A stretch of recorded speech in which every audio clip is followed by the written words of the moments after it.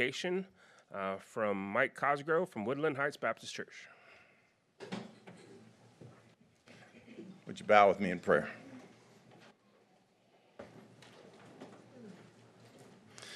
Father, we thank you we can gather this evening as we discuss and work towards the good things that are going to prepare our students to be educated in the most fantastic manner possible. Lord, we thank you for our students. We thank you for their teachers and administration and staff and support staff that make HEBISD such a fantastic success in our state and nation. Lord, I pray that you guard our health and safety of all those in our district in these uncertain times. And Lord, help us to be quick to celebrate the great accomplishments no doubt we're going to hear about tonight. I pray, Lord, that you give us wisdom, our people and our board, grant them listening ears and learning hearts as they complete their work tonight. In Jesus' name I pray, amen. All right, thank you. Next, we're going to have our Pledge of Allegiance, and tonight that is led by Kylie Sadler and Gavin Campbell from Spring Garden Elementary. The American flag's over here, Texas flag is over here, and we'll follow you.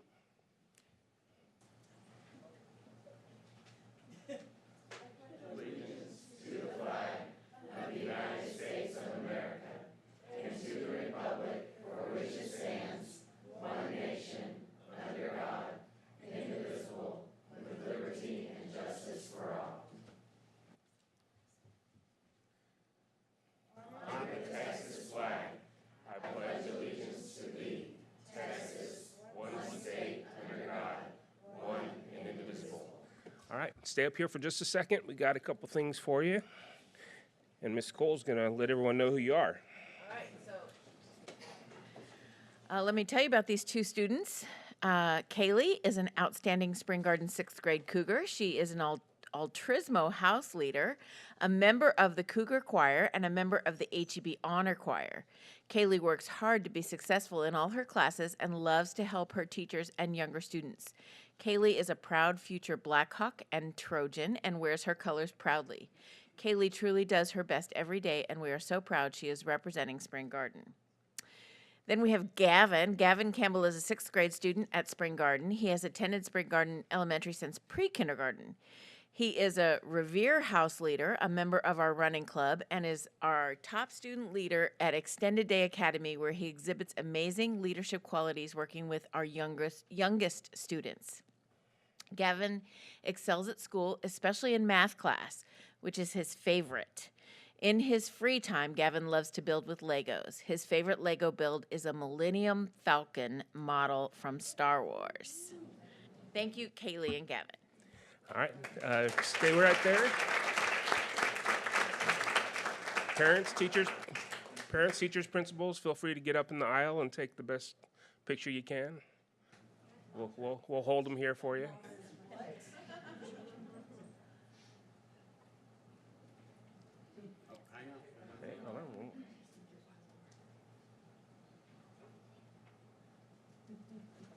All right.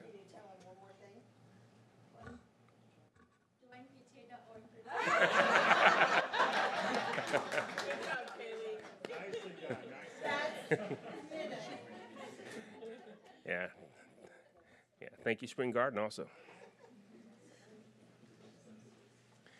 Tonight, the Board of Trustees is meeting in its regularly scheduled monthly meeting to officially act on items included on the posted agenda. The Board welcomes and appreciates comments and input from the community. Open forum is provided at each meeting to allow the public to address the Board. There will be 2 open forums tonight. Open forum number 1 is to hear requests regarding agenda items only. Open forum number 2 is to hear requests or make comments regarding non-agenda items and will be heard at the end of the meeting. Those addressing the Board are asked to limit their comments to 3 minutes per meeting. The speaker should identify his or her name, group affiliation, if any, and make a brief presentation with an identified solution if one is sought. Remarks should be addressed to the Board as a whole. Oral presentations may not include any charges against any employee or board member by name. It is my responsibility to determine if the person addressing the Board has attempted to resolve a concern informally or through the district's complaint policies. If not, the speaker will be directed to follow the appropriate policy. The Board requests that all presentations be made in a courteous, respectful, and professional manner and asks that speakers monitor their own behavior. If you wish to speak during one of the open forums, please fill out one of the cards located on the table in the entry hall. All right, we're going to go over the Board activity chart. I will start. Who wants to get us started? Mr. Campos? All right, I'll kick us off. Beginning of the school year is definitely a very busy time for us. Here's just a few of the highlight reels that myself as well as many others have done. Since we've talked last, me and President Romero were interviewed talking about our board. And then I've attended a couple Trojan Talks, a few football games. I am officially this year glued to both games for Bell and Trinity. I've been very involved in attending some TAD meetings. Me as well as Dobie have really been concerned about how our property, the things that TAD is doing, how it affects school districts. I got the opportunity to attend the student ambassadors as well as our board ambassadors. From our kids to our community, we have some great folks that are learning and studying about our district. It's really awesome. And then a couple of the PTAs and the PTA luncheons. It's just, we could not do it without our community and our PTA leaders. You guys are really the movers and shakers behind the scenes. So it's just a couple highlights. Ms. Cole? Things that Mr. Campos didn't mention were I attended very briefly the first meeting of the year for LEAD HEB years 1 and year 2. What was interesting about the student ambassador training was Joy Cohane led that session, and they learned CPR and stop the bleed. Thank you. I was going to say bleeding out, but that's not right. Stop the bleed. And it was really great to watch those kids go through that process. We also had a special visitor at the Trinity JWAC meeting, the Junior World Affairs Council. Representative Salman Boujani attended their first meeting of the year and spoke to them about his service as an elected official. And he was so gracious, and he spoke to them for their whole meeting. I see Julia in the background. Julia Wilson is the teacher for JWAC, and afterwards, he stayed another probably 25 or 30 minutes for the kids to come up and take their selfies and ask him questions individually, and they were glued to his every word. I also attended college night for the first time in a long time because it's almost always been the same night as a board meeting and we couldn't go. So got to just kind of walk around and watch parents and students talk to colleges as options. That's all. Ms. Hewitt? I just want to say, if you're not a member of Trojan Talk or Teams, if you're in the community, they're still needing volunteers. It's a very worthwhile opportunity to be able to get in the schools and work with our secondary students. So I encourage you to do that. I've been involved in that for over 20 years, and it's definitely something worth being involved in. Well, being in the beginning of the school year, of course, we're all attending a lot of sporting events and football games. So I know all the board has been attending those. It's also the beginning of marching band season and a lot of visual arts going on. So this past weekend, or the weekend before that, there was the Bell Band and the Trinity Band hosted the drumming competition, which is it's all bands from all over North Texas come. I think they had 40 bands or drum lines show up to compete in that. So it was a full day thing. Bands came of all sizes and did a great job. And then at the award ceremony, Mr. Brown and I got to help hand out the awards, so that was a lot of fun. Also, our board ambassadors, that was mentioned, but one thing, I think we have 32 or 34 So we have a really good-sized group this year, so that's very exciting. But what's also exciting is when we hold one of these and other districts come and they want to see what we're doing because they've heard about it and they know what good results we have gotten from holding these things for the last close to 15 years. So we did have visitors from another district who came and they just wanted to come and see how we do it so they could try to implement it in their school district. So I think that says a lot for the work that we're doing here in HEB.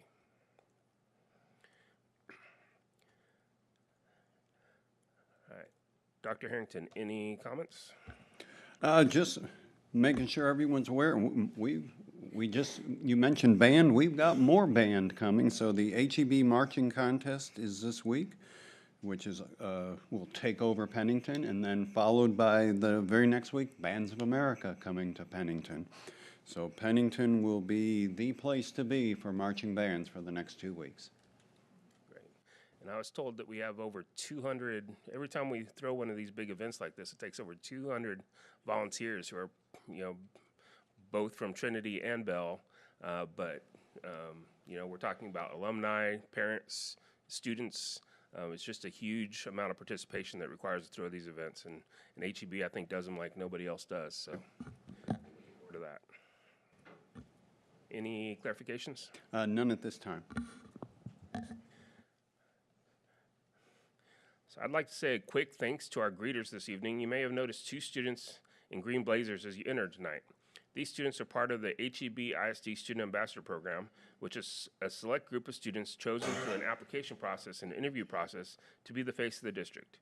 They are trained to assist with public relations and communication services and are given the opportunity to positively promote HEB ISD while developing leadership skills.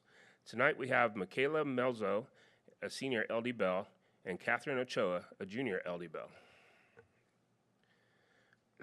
We are using this opportunity to hear the voice of our students by asking the ambassadors a question. This month, the question is, having had the opportunity to attend convocation this year as a student ambassador, you're aware that the theme centered around being a catalyst in HEB ISD. As leaders in your schools, how do you envision embodying that role and making a positive impact within your school communities? Yes, I envision embodying the role of a catalyst not only by helping fostering the strengths of my peers, but also as a future educator. Whenever I was a first-year ambassador, Ms. Royer had us take the Gallup Strengths test, where I was surprised to find that 4 out of 5 of my top strengths came from the strategic thinking category. I always thought that the way I thought a lot and was always in deep reflection was kind of a flaw, because whenever others knew what to say, I always was trying to figure out what the best approach was. But whenever it was set in front of me as a strength, I was really surprised, honestly. But then I had the opportunity to serve as a student intern through the Buinger CT Academy and as a student intern where I got to student teach 2nd grade at Trinity Lakes Elementary. And I found that my new approach to viewing what I thought was a flaw to a strength really helped me when it came to doing student teaching. I had a student that he loved to talk, and a lot of the times teachers, whenever they're trying to teach, and it can serve as a distraction to the other students. Yet I knew that his intentions came from a good place. And one time he just felt so overwhelmed because he didn't understand why, whenever he had been talking, whenever the teacher was trying to teach, why he had gotten in trouble for that. And then I viewed it as an opportunity for him to see his talkativeness as a strength instead of as a flaw, because I see it as he can use his talkativeness to answer a difficult question when no one knows how to answer it and he just wants to speak up. And I talked him through it, and I said, you don't need to change yourself, you just need to learn to use your qualities and your strengths for good instead of seeing it as a flaw all the time. Thank you.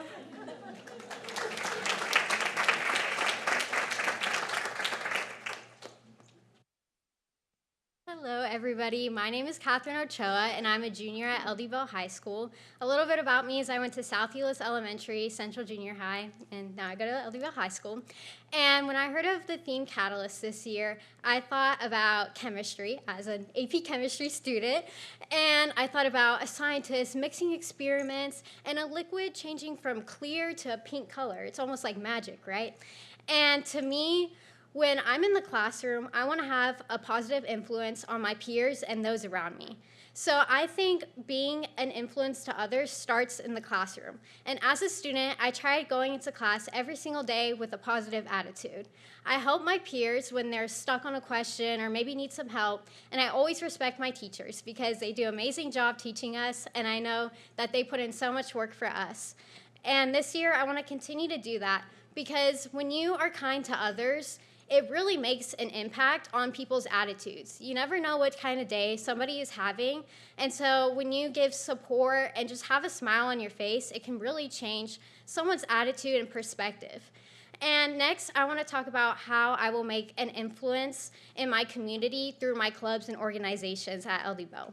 So I'm the president of Women's Empowerment Club at LD Bell High School, and that club means so much to me because I get to share the joy of being a woman. And this past meeting, we talked about Hispanic Heritage Month, and I'm also Hispanic, so that was a really proud moment to me. And I love giving back to those in my community. Another club I'm a part of is Student Council. We spread so much awareness at LD Bell High School with kindness clips, and then we do ribbons for prevention, and also Breast Cancer Awareness Month is something we're gonna do. And I think it's really important for students at all the schools to have somebody to look up to and as a role model. Additionally, outside of school, this past summer, I was a volunteer at the Hurst-Euless Public Library, and I handed out summer reading prizes for HEB Reads to children who are in elementary school around the school district. And to me, that was really inspiring, giving prizes to students and seeing their joy on their faces for getting rewarded for the reading and the hard work they've done. And as a high school student, it was like looking into a mirror. I always value my education, and so getting to see them getting excited about reading, it made me feel ecstatic, and it made me want to help others even more in my community. And so this year, I hope to share the love and joy of our community, be a positive influence to others, and most importantly, be a good student ambassador for HEB ISD. This school district has helped me so much. It's provided me such a great education. My brother was also in this school district, and now he's a student at Rice University. And I am just so blessed to be able to be a student ambassador this year. So I want to thank the board, thank Ms. Royer, and thank you to all my teachers who are sitting out there. And a big thank you to Mr. Belcher, because he is a catalyst at LD Bell High School, and he's been my principal since South Hurst Elementary. So thank you so much.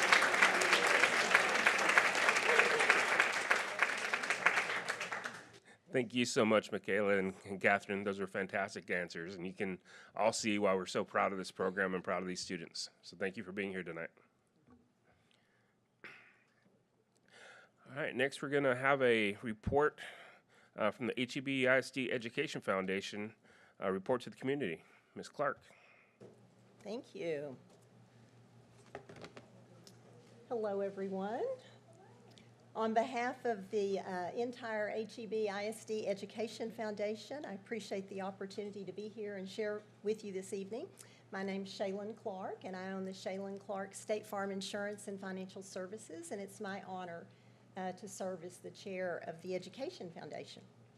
And it's a privilege to work alongside all of you and serve the staff and students of this amazing district. And on behalf of the foundation, we thank each of you, our esteemed Board of Trustees, and our Superintendent, Dr. Harrington. And I'm joined this evening, I'm hoping, by some of my fellow board members. I see Brad out there. Would you stand up? Anybody else? I'm glad he didn't leave me here by myself, so thank you, Brad, for being here. Because I was just about to say we're a group of very dedicated volunteers fulfilling the mission of the Education Foundation, which is to raise and award private funds and community resources to support the HEB ISD excellence in education. So we're honored that the community trusts us to steward their financial contributions. And we're grateful for the Board of Trustees' increased support this year, and we're delighted to announce that we can name a grant in your honor in the spring. So thank you for that. We appreciate it very much.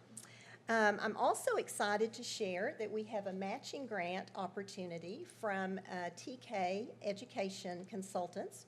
They're a longtime vendor of the district, and they have offered a $25,000 match to help us raise additional funds. So I think that deserves a clap.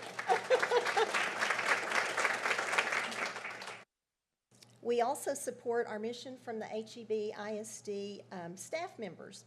And the special staff giving campaign called Are You In will kick off October the 1st. And last year, through the generosity of over 200 staff members, we added more than $10,000 to our Empowered to Excel grant program. So for decades now, you and the staff have helped lead the way, and together we make a difference in the lives of our students. Our goal for the staff appeal this year is $10,000, and we appreciate Dr. Harrington.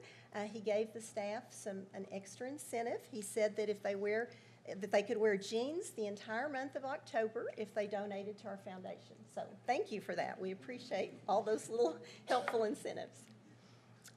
The Empowered to Excel grants are offered every year and fund innovative educational initiatives in our classrooms and on campuses across the district. And during our 2024 Empowered to Excel Grant Prize Patrol in May, we delivered 29 grants across more than 30 HEB ISD classrooms and campuses, awarding $85,581.94. So I know that's a busy slide, but the important part is it all adds up to $85,581.94, which we were very excited about. And in 1995, since 1995, the foundation has awarded $1.9 million to innovative education across HEB ISD classrooms and campuses. And the online application portal for 2025-2026 school year will open on February the 14th. And the foundation is also proud to produce the Awards of Excellence program, which is awarded to 33 outstanding high school seniors and their teacher mentors in 14 fields of study, LD Bell, Trinity, Keys, and the Buinger Center. So over these many years, we've had the opportunity to celebrate 792 HEB ISD students and teacher mentors. So on behalf of the entire Board of Directors, thank you, Dr. Harrington, and our Board of Trustees for your leadership within the district. We're all honored to support this amazing district, and I appreciate the opportunity to share with you. So thank you all.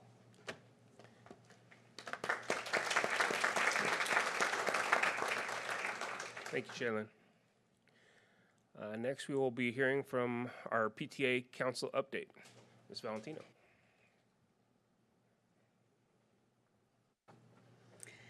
Good evening. I'm Sarah Valentino, Council PTA President for 2024 to 2025. I'm pleased to present the state of the PTA for HEB ISD. First, our Texas PTA mission, to make every child's potential a reality by engaging and empowering families and communities to advocate for all children. Currently, we have 28 active PTAs on every general campus in HEB ISD, 16 in good standing with Texas PTA.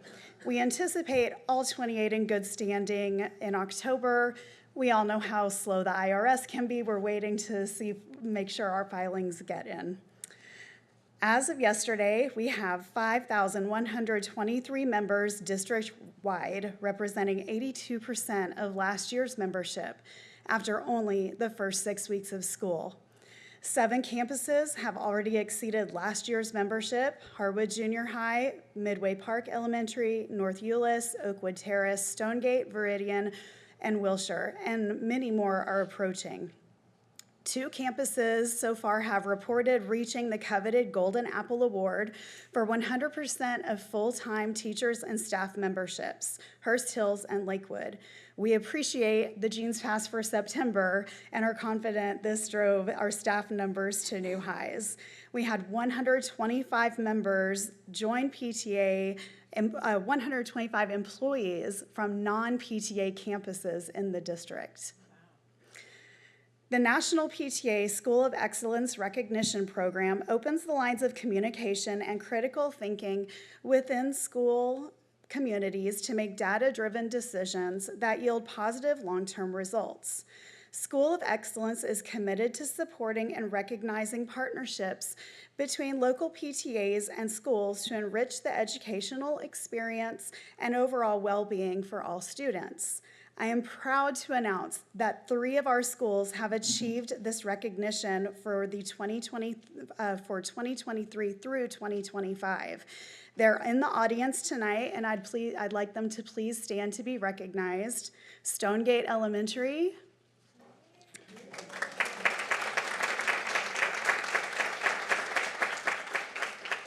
Trinity High School,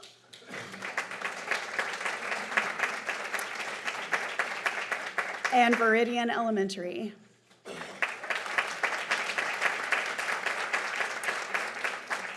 This honor included a permanent banner they will display on their campuses. Entry into this program closes October 15th, and we look forward to future campuses earning this distinction. The Council PTA was recognized at our annual convention launch with the Outstanding Council Platinum Award. We are fortunate to have a full board this year with only 2 committee chair positions open. If you're present and a member of the council board for 24-25, please stand to be recognized as well.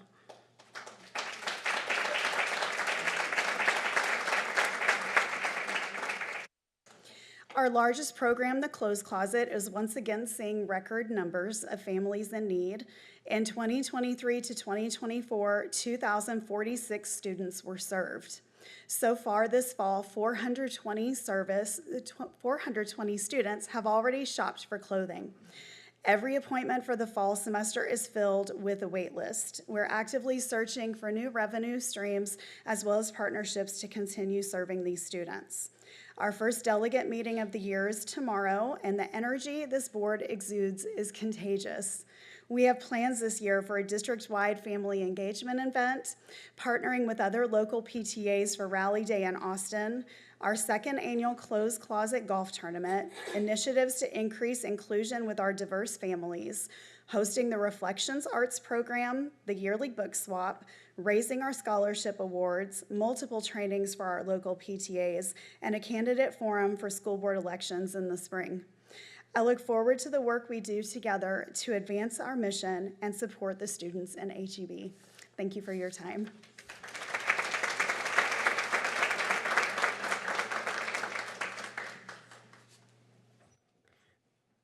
Thank you, Sarah, and thank you to all the PTA folks that are here tonight. We know how much great work you do for our schools.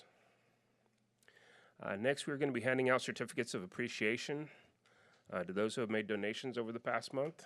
I'll turn it over to Ms. Cole.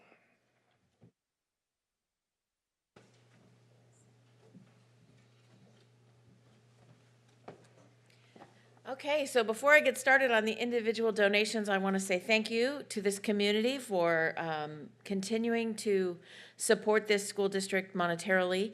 Our grand total of donations tonight is $26,634.23. So we will start tonight with, it doesn't say which board member. Becky. We have a donation. Are we starting here? No. What is Starting this? right here. Sorry. It's next week. It's October 21st. Oh, okay, got it. Okay. We're going to start here with H Services LLC to Bell Manor Elementary. This is $1,000 donation, which will be used to help with costs of publishing a book from the perspective of Baxter, the comfort dog at Bell Manor Elementary. And lucky for us, Carrie McCarty and Baxter are here to accept the award.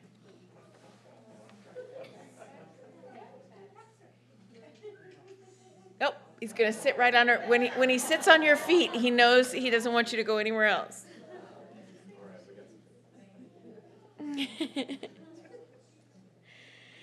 And then there's another donation for Baxter and Miss McCarty from Texas Health Harris Methodist Hospital that's also going to help with this book, which is $1,800. Cannot wait to see this book.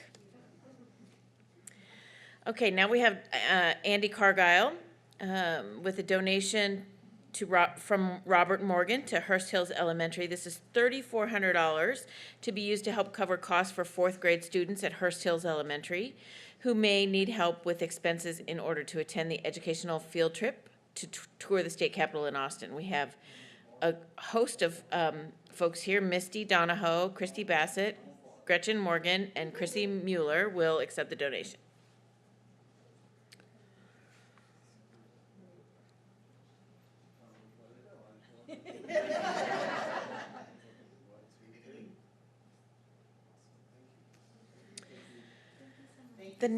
The next donation is also to Hurst Hills, from the Hurst Hills PTA. It's a $500 donation that will cover the cost of sixth grade students at Hurst Hills Elementary to attend Camp Thurman.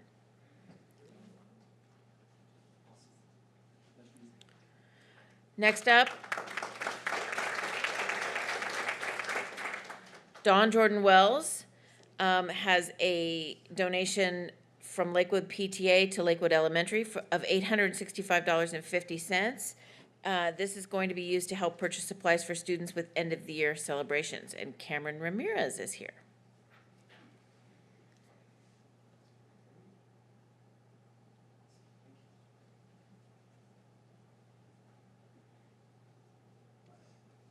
The next one up is a donation from Bank of America to Midway Park Elementary. It's a $500 to be used to purchase awards and incentives for teachers and students at Midway Park Elementary. And Liesl James is here with Brandy Fetzlaff to accept the award. Thank you.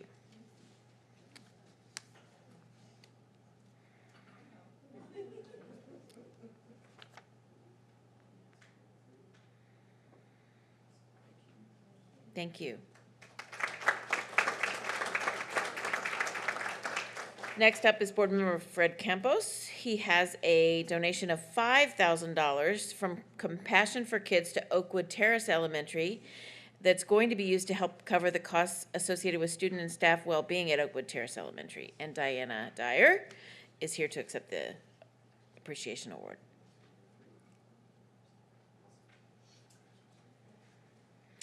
And then next we have a donation from the Girl Scouts of Texas, Oklahoma Plains to Keys High School in the amount of $933.91. This is used to help fund the Rochelle Ross Scholarship at Keys High School. John Adkins is here to accept the appreciation.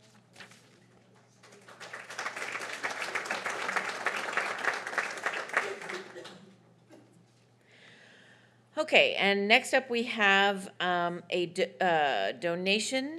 two donations from Debbie Ressler to LD Bell High School, each for $1,000, so $2,000 total. Randy Belcher is here to accept, and they are going to be used for necessary items for the band program and the football team.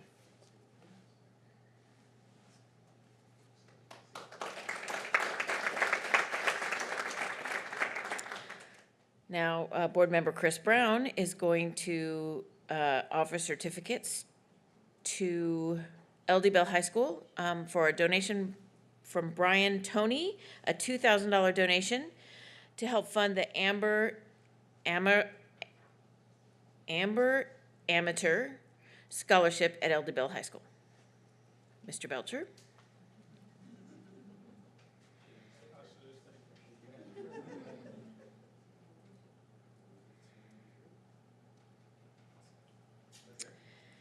Then we have a donation from the Rotary Club of Hurst-Euless-Bedford to PR and Marketing. It's a $1,000 donation to help with the expenses for the Better Together Employee Appreciation Program. And we have Deanne Hollander to accept the appreciation.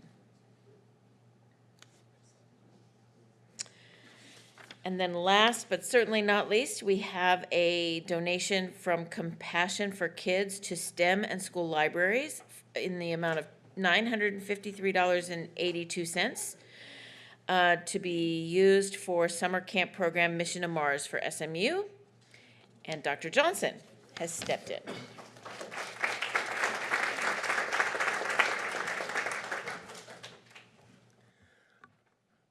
All right, thank you for all those donations. You make the things we can do for our students so much easier and allow us to do so many more things with your generosity. We're ready for open forum number 1. No cards. Then at this time, the board is going to adjourn into closed session pursuant to Texas Open Meetings Act, Texas Government Code Chapter 551. The board will adjourn into closed session pursuant to sections 551.071, 551.072, 551.074, 551.076. We'll miss you.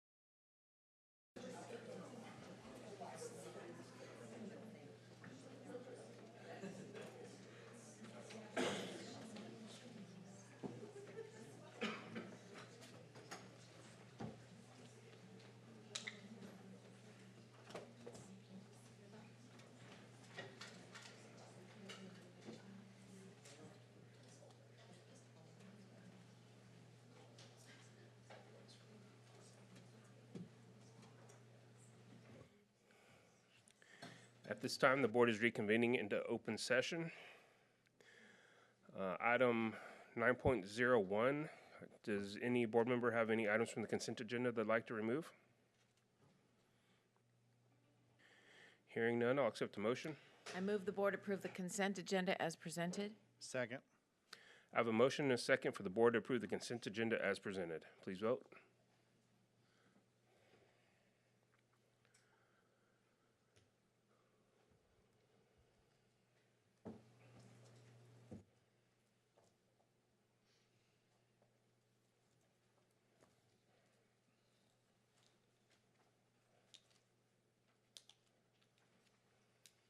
That motion passes. All right, we are ready for reports and presentations. 10.01, Architect's Update.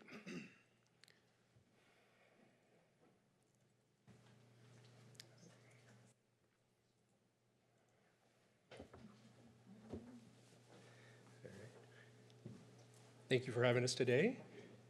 I have a number of slides to go through with you, I'm sure you saw, so I'll try to be as quick as possible, but please stop me at any time if you have any questions as we move through. We are going to begin and look at some design presentations for the auditorium and the competition gym for both campuses. We'll go through the plan updates, and then we have the some finish options that we have previously discussed with you as well. So beginning with LD Bell Fine Arts, looking at an enlarged plan of the entryway lobby into LD Bell and the second level. This is the main entrance into LD Bell. As you walk in, the front door, you'll see there's some areas for ticketing on the side. This is very flexible space. You'll see in some of the renderings that this is a space that you can actually use as ticketing. You can also use it as just a table for presentation, something that we've discussed with the fine arts area. There's also 2 areas for display, for actual physical display and also digital screens as well. So you can actually stream the performances inside to the outside lobby if chose. First image here is looking, standing in front of the restroom area, looking back across the lobby space. In these designs for the theater, both designs, we were looking to do a little more of an elevated, so that you'll see less of the big bright colors of each school, but a little bit more of richer materials as you go into the space. In the lobby, you'll see there's some wood accents on the ceiling and the wall to the right is actually a stone that matches the stone on the exterior of the building, so we're bringing that material in. In this view, you can also start to see where that ticketing, on the closest view, you can see it pushed up against the wall. The further back, you see it pulled out, so both of those are optional and flexible that way. Also, the monitor to the right is that display screen that you would see on either side of the entry. This is right when you walk into the main entry, there is a breakout space that's a multi-purpose space. Here we are showing a feature wall. It's an artistic interpretation of sound waves, and it also is the space talking with the Legacy Committee. A prime feature here wanted the alma mater, so this actually is a sound wave of the alma mater. It has a 3D graphic. It also will have the alma mater, so people can interact with it as you walk in. Moving into the theater space, this is a view sitting in the back of the theater looking forward. Here we have also that stone coming in at the lower portions, and the upper, we brought in the wood on the walls with both slats and solid to treat the acoustics of the space. So when we're looking at that visual depiction on the floor plan, is that level 2? The auditorium space is actually all continuous, so there is an upper and lower, but you can get from the lower and upper within the main space. So it's at the back of the theater on the elevated part, but it is all connected in one space. So there's steps that take you down to that cross path. So when you go, can you go back in the PowerPoint, back to the floor plan? Yes. All right, so when you go in the entrance, in order to get into the theater, do you have to use the staircases on either side, or are you able to walk in No, a you different can way? see where the blue arrow at the top, actually, I think I can navigate here. Here, you can, these are the entrances to the main area, and that will take you to the main cross corridor. And you can go, from this space, you can go up or down within the space.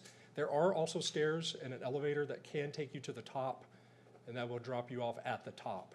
So you have access and egress from both, but it takes you into the. Where are we expecting people to go? Like what the pedestrian foot traffic? Majority What do we expect to see? Majority of it will come through the side hallways into the space.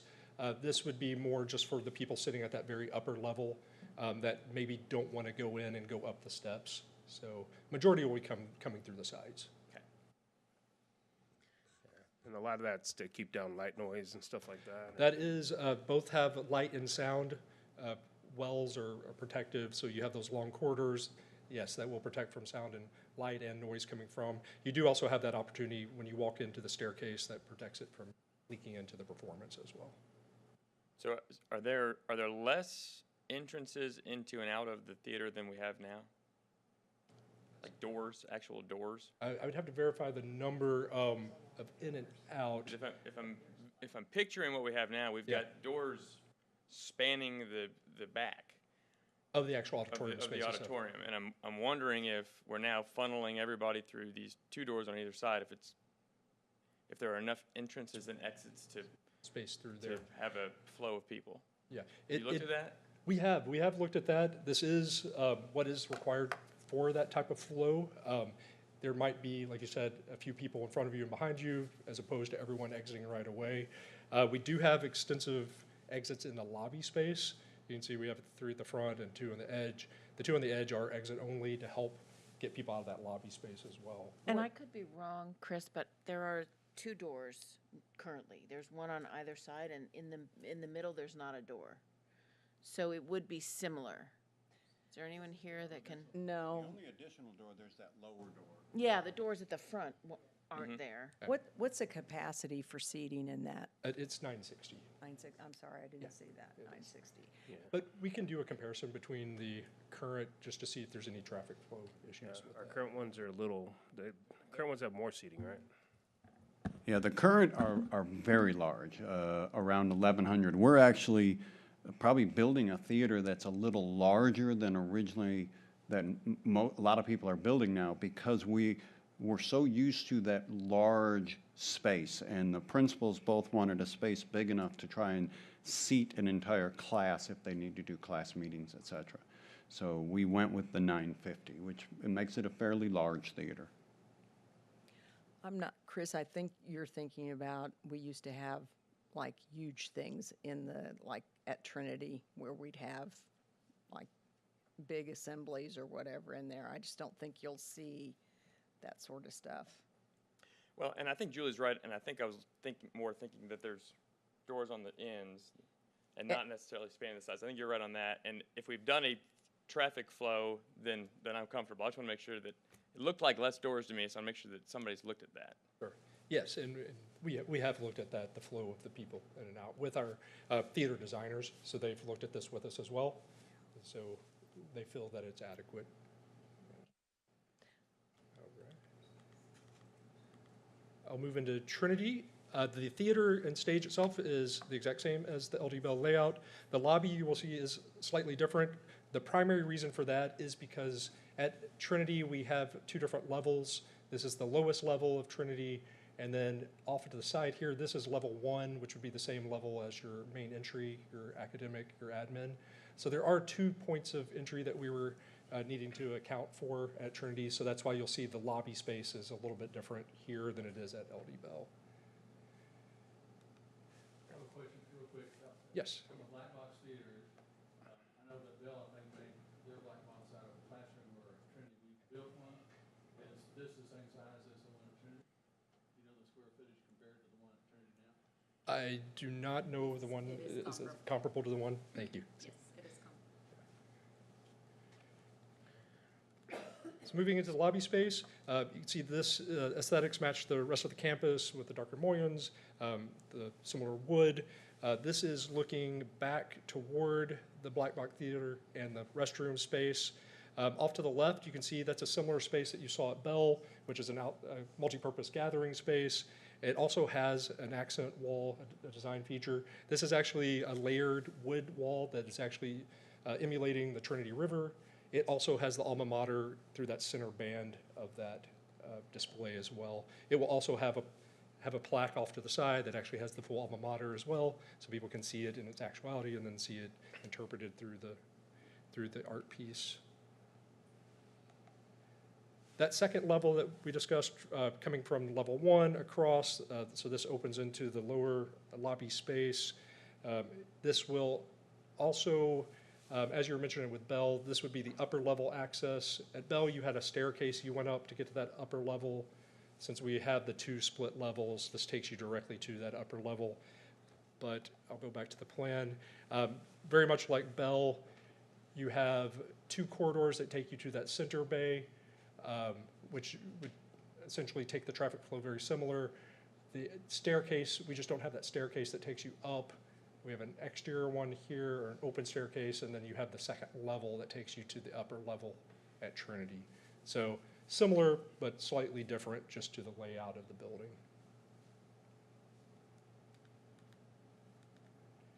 And inside the space, again, sitting from a similar spot that we were at Bell, here we have the wood ceiling, and we actually have bringing in that metal, graded metal with backlit that you saw in the lobby. The lower area is a gray tile, so also for durability, similar to what we have at Bell. Any other questions on the auditorium space? I see that Trinity's design has a control room and a control mezzanine. What's the? Yes, you're talking about here. Oh, this access point here you're talking about? Yeah, I'm not sure if that's another, like, sound control type room, or if that's just for. No, I believe it's just for additional. Yeah, one is a sound control, and then we've got other ancillary areas for lighting, and we've got comparable spaces for Bell as well. It's just So is that what that little attic-looking space is up towards the stage at Bell? It's just because of the layouts of the campuses, they lay out slightly different. Because a lot of it is also blocked out. Yeah, because there's a staircase that looks like it's going somewhere, but it's hard to tell and plan exactly what that's. What's that space on the second level above the restrooms? It's not marked. Is it storage? Are you at Trinity? Trinity, sorry. Yeah. Space above the restroom. Right there. Oh, this is, I believe, access to the upper of the black box. Black box access, because the black box is a 2-story space, or 1.5 stories. Okay.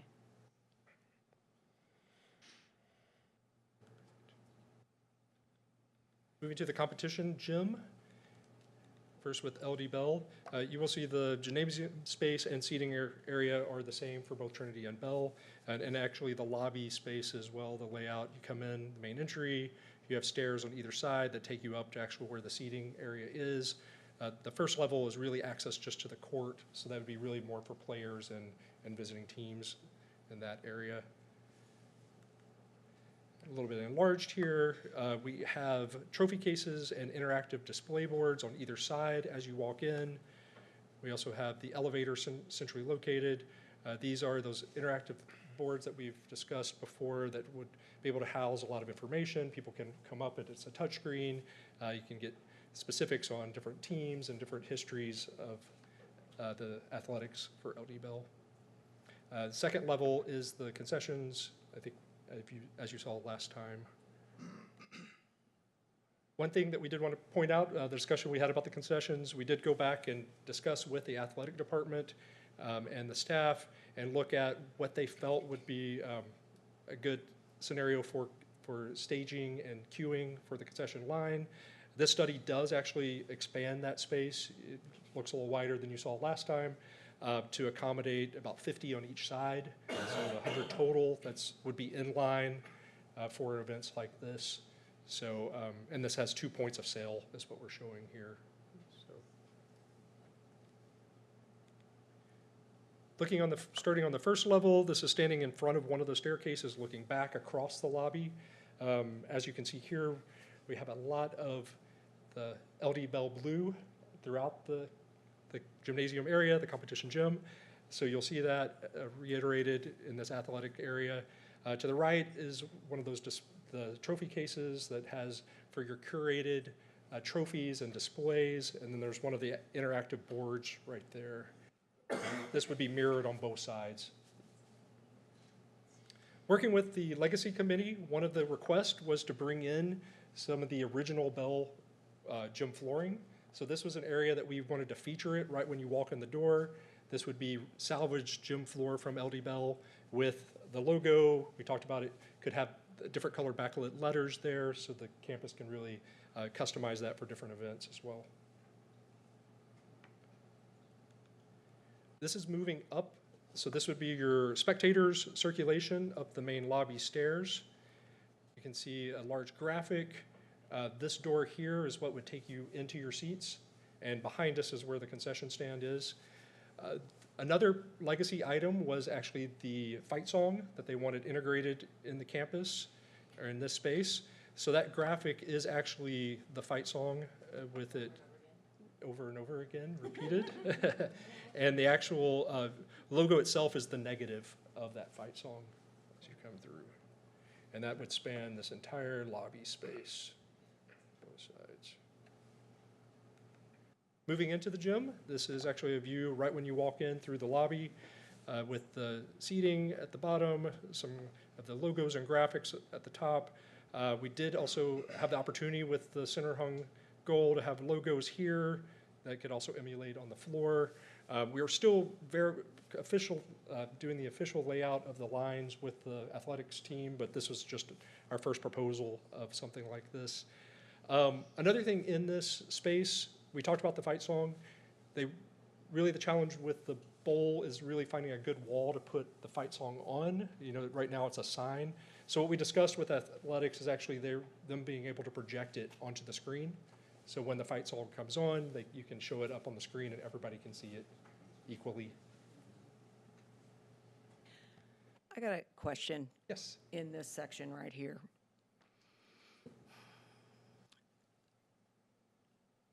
Are they going to be able, in this big gym area, for volleyball, will they be able to have 2 courts in this area? Well, we've discussed that. In other words, I think at some point in time they have, Andy, correct me if I'm wrong, they've had side by side, we have tournaments in there where they've been able to put poles in there. This court would just have the one competition, and it also has one competition basketball court. That was discussed extensively with athletics. We now have a practice gym, we have a PE gym, we also have additional gyms that do have those cross courts for additional. The idea was that this is your premier, your special gymnasium that just has the one competition or championship type of court on it. Okay, and my other question is, how much space is there where those steps are going down onto the court?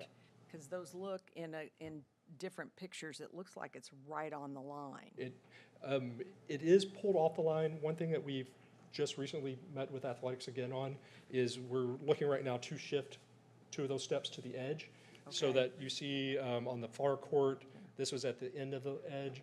These will also be moved to the end of the edge too, so they'll separate so you can have that full spacing. Yeah, because that was a question in both. That's in works right now, getting updated. Okay. What's the purpose of the stairs? It is egress for this type of space, so it's only exit only. Those would have a barricade so that your spectators aren't going to be having access down to it. It will be something that's only for exit only in emergency type of situations, is really what it is. It's needed for egress out of the space. You mentioned sorry, are we done? Okay, I didn't want to interrupt you. You mentioned the practice gyms. I would talk about the utilization of this court. Are we anticipating that the competition gym will be used for practice? Yeah. Yes. It is available for practice. It's up to the campus. So one thing I noticed in looking back at the previous plans is that at least up through June, there were 6 baskets in the competition gym. Yeah. So now we only have 2 baskets in the competition gym. Correct. What the conversation is, we did a number of studies with the athletic department on the goals. The challenge we had was with the 6 courts is having ceiling hung basketball courts or goals that came down, and that was not desired for visibility, viewing of the spectators on the side. What we discussed with them, there are opportunity to bring in additional floor-mounted goals. We actually have space dedicated just outside the gym for those goals to sit, so you are able to roll in additional practice goals if desired in this space. How hard is that, though, to move in those rolling goals? I mean, is that something that the coach can do, kids can do, or those movable goals? I'm questioning that. They should be able to. Our other concern too is be able to, like he was talking about, the span to bring all that steel down to be able to have all the different cross courts. Found that it was better. We are also able to find that storage space, which is just barely on the other side of the end stands and the storage area behind that. So, and then the end goals are already that as well. What we talked to them about was to create this space for it to be what we were hoping it to be, which is a premier space. If we have those huge, and then the length of them would make them pretty. We're concerned about the overall stability because of the overall length. So really, it's more the NBA goal that rolls in. We talked about the problem with additional goals like that. We could add additional goals. It's the storage of those. They have to be stored somewhere, and so that would eat up a lot of storage. And as we worked with the coaches, with the number of courts, the number of rims that are available, we have everything we need. And so there was some desire to have additional rims, but there really wasn't the need for those additional rims. But we said, as we go through, if we see that we need additional rims, we can add them. I think it's a desire of, I want to be in this location, but I have a practice gym that will provide everything I need. So this gym can be another gym. Obviously, they're going to want to do shoot-arounds in this. You know, we know dance is probably going to be in there a lot also because of the space. But this is a place that will be fully used for practice, but we wanted to make sure that we weren't just getting those large basket nets that would have to be storage if we didn't need them on a regular basis. And one more thing too, just keeping, this is a conversation that we were having. We keep using the term practice courts, gyms. Those were actually set up, so we looked at this as if we were hosting a large tournament for basketball or volleyball, and that we're looking at scoreboards in those areas, we're looking at stands, how can we bring all those out, nets that come out of the ceiling like we do inside the indoor activity centers, so that way we could actually, the whole concept was that we're hosting large tournaments and that you're collapsing from those other courts down to this main court. And so also the more times we run lines across, it becomes more jumbled up and obscure on the court. So we're trying to keep a nice clean court that just has one competition basketball and one competition volleyball. So Josh, you were saying that we do have a location to store those other goals if we decide we need them, but at this time, Joe, we're not going to probably have them? That is the recommendation. The only reason I'm asking that is because we all know we've got ninth graders coming up to the high school now. Yes. So we've got more people practicing on those high school facilities than we've ever Correct. had before. So in the other areas, that's one of the things that we were focused on, is that we could, if you can see one of the later plans of all the lines that will be on one of those other courts, we've got a massive amount of rims in there. So we can use this. We can use it for practice. We've talked with Coach Fielder, and it's the way I was raised. You don't touch that court. This is the competition court. You clean it before you touch it. You clean it when you get off of it. So we're trying to maintain that floor that looks nice year-round. For us on maintenance, we try to make, we're trying to seal that or do a finish on it right before the competition season starts for volleyball, and make sure it stays nice. And this would allow us to do that. We'll beat up those other courts and maintain a very nice playing surface for our main competitions. And I know we don't see beyond just, a mock-up of the scoreboards, but these are going to be full video capable, and we're going to have sound systems that Work. Do we have some like spotlighting and some cool stuff that we don't have today? Have we thought about that kind of thing? Well, some concepts have been thrown out is a video that could be thrown onto the court. Not sure that we're going that far just yet, but we've talked about that, lighting. We were even looking at space up on the top rim that we could even have cameras that we could use our students in visual and performing arts or in the media over in the CTE, that we could have them come in and that they could start learning how to actually do production filming. And so that would be that part. And then also the photo in the booth to be able to mix and to do editing and that kind of thing as well. So trying to prep and have us ready, depending on how far we want to go with that, that's up to you and everybody on programs. And Keith, I guess just for clarity, so if you're looking at that scoreboard, is the entire board one video screen, and so you can do anything you want with the screen? Yeah, this is showing a full video screen. It's just broken where the scores possibly could be broken up, but it's a full video screen on all sides. Great. No longer have to roll out a cart with it. Yeah. On the court, this is looking back toward that lobby space and the concessions with a super graphic of the LD Bell mascot there. Also talking with the committee, looking for areas to put those conference championships for the different awards. This is something that is not set right now. We're an ongoing conversation with athletics that can continue on what wants to be displayed on either side to keep that tradition that's already established. And that was part of the legacy committee as well, request. The logo does actually go down into the wall pads, you can see, so it's a nice big super graphic that we have there. All right, moving into Trinity. Trinity layout, the court and seating is the exact same. The lobby space is the exact same that we saw at Bell, but you'll see it's looks very different with the mascots and the coloring for the campus itself. So looking at the same view across, standing in front of one of the staircases, looking across to the right again is the trophy shelf for that curated pieces and also that digital display board. There is opportunity on the left side for additional memorabilia to be displayed here just due to the exterior. We had some solid wall there. Also, I wanted to point out on the second level, it's a little difficult to see here, across from the concessions. This is where we have the fight song similar to what we were doing at Bell. So we have a big super graphic of the display. This is actually a wood wall that's engraved into the wood itself with the fight song.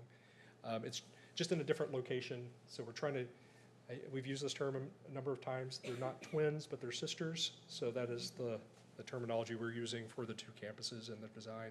So can I just, if we go back to that picture of the, I don't know what you call that, the hallway, the vestibule.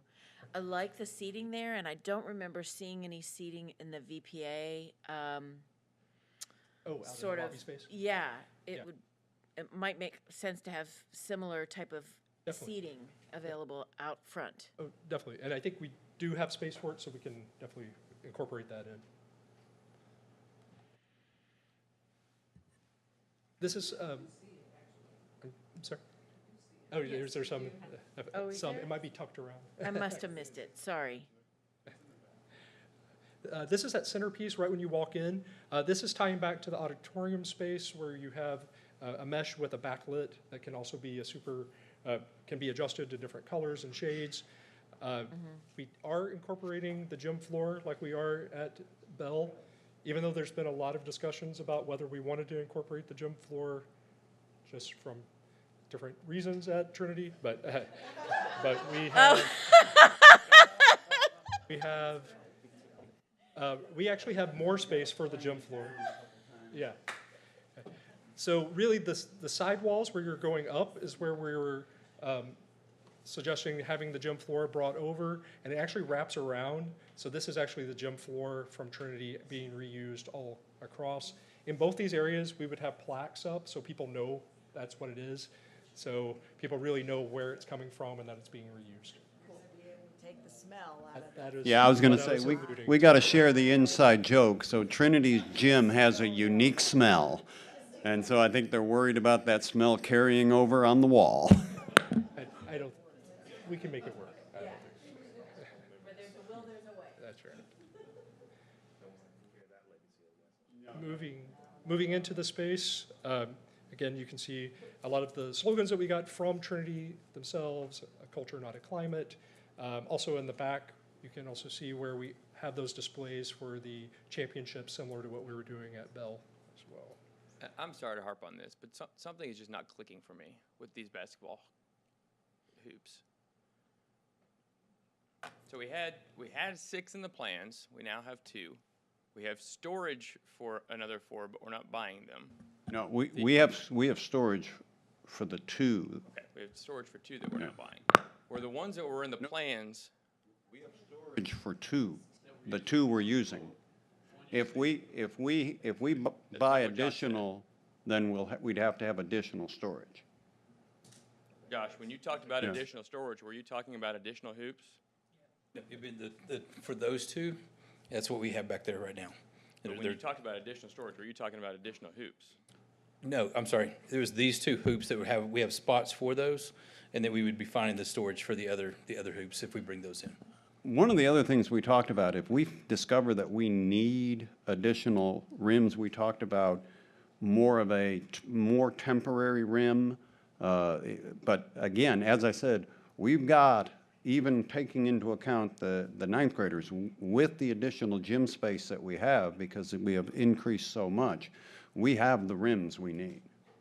Were the ones that were in the plans ones that went into the ceiling?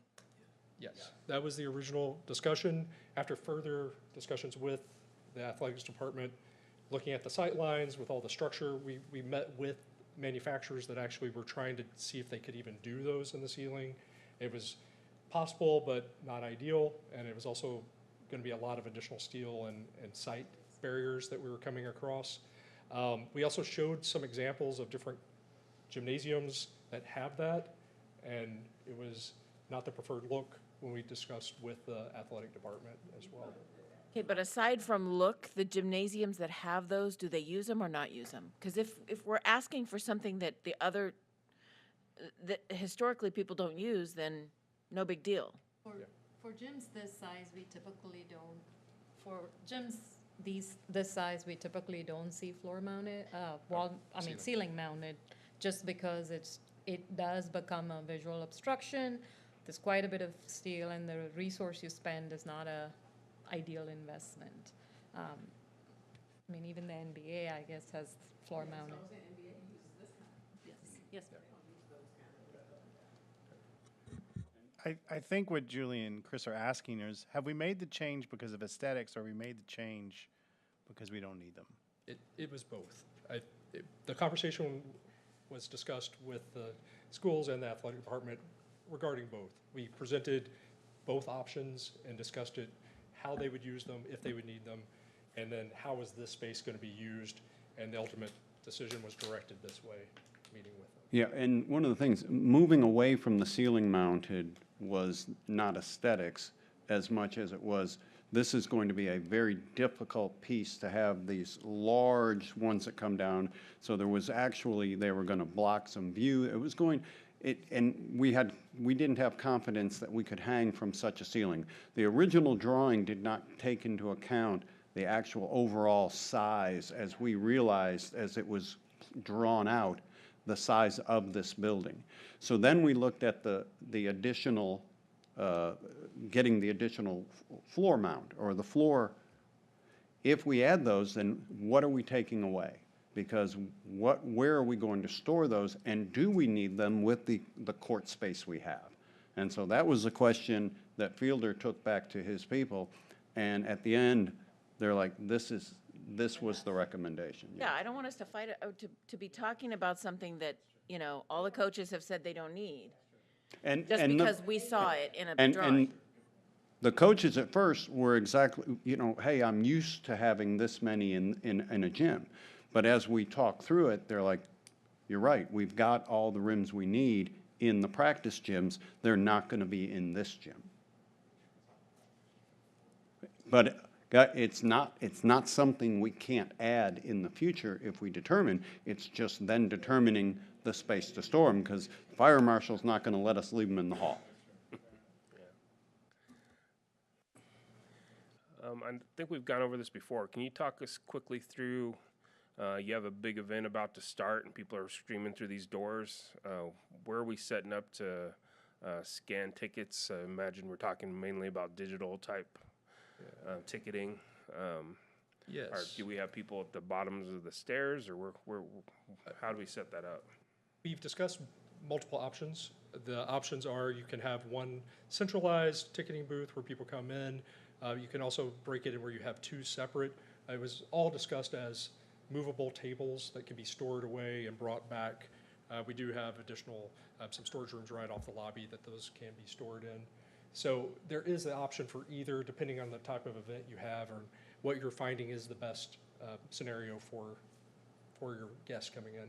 We were finding that a dedicated ticket booth space was not used. People didn't want to go in them, and so we've moved away from the ticket booth, but then having movable tables, it allows us, when we're going to take tickets, we'll set up the table, and then it allows us to move it again, freeing up that space.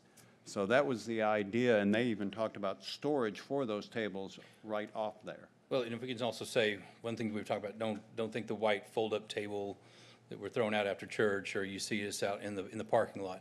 We're talking something that would be millwork, something that would look nice. We've even said that it could be something that would be just pushed against and look like a buffet area across the back wall, something that's going to look nice and presentable.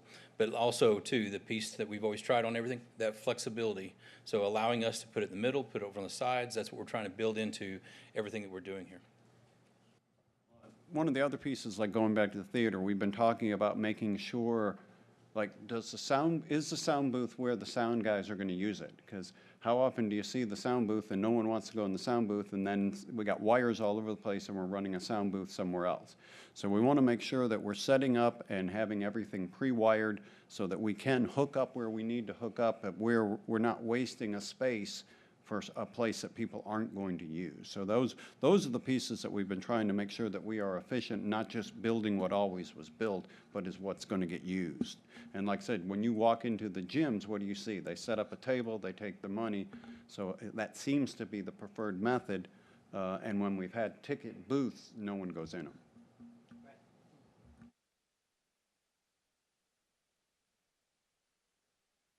Again, this is the view looking back toward that entry lobby with the large super graphic with the Trinity Trojans, and the graphics extends on either side. Again, some custom wall pads as well for this area.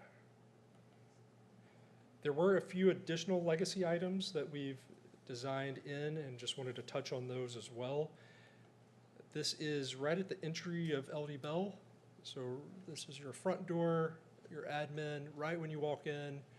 This wall right here, we're envisioning as a history of LD Bell wall. Here we're incorporating the large stained glass that can be backlit, which was something the Legacy Committee talked about. Also a lot of the historic data that LD Bell has about the history of the school. We have the bus of Mr. LD Bell as well, right, and a nook that we're creating for kind of the space that people can see right when they come in. Even the back graphic is a kind of a reference back to the aviation industry as well. Right around the corner, so you just turn the corner right here, is where we've designated for the senior pictures and staff pictures. This is something we've talked extensively with the Legacy Committee and the campuses of digitizing all of that, where it's searchable. People can come up to it and have access and be able to pull up what year you graduated and find that picture, enlarge it, really zoom in. So much better. So that will just continue right around the wall there. Now, jumping over to Trinity, one of the main pieces that was discussed was the Hall of Flags and also the stained glass for it. Here we're proposing the wall right when you walk in. Again, this is your main entry, admin across from it, and creating this full wall feature of the flags. Currently, there's about 70 flags currently on campus. We're allowing pegs up to 140, so for a lot of growth as well. So that was important to the Legacy Committee as well. And as you move back through this space, just toward the serving line, that's where we've designated the two stained glass, also backlit, so kind of a similar feature that we're having at Bell that we have here at Trinity as well. Still in the same area, just behind where the stained glass is located, is that interactive student pictures, staff pictures, searchable screens and monitors that would be accessed. This is also the space where we're envisioning a lot of banquets, a lot of after-hours events, so those spaces are right there where your guests can access them. This is a question going back, but since I was on the Legacy Committee, I'm going to ask this. What about the banners that we have currently in the gymnasium at Trinity? Whatever was discussed about where those banners were going to go? Yeah, we've discussed that a lot with athletics. What was discussed is looking toward more what Bell has done now, where they're taking the information and displaying that information, but not the actual banner. Talking with athletics, the banner itself was holding onto that banner wasn't as vital as the actual information on the banner. So it's recreating it where they're created similar is what we've been asked to look at. Okay.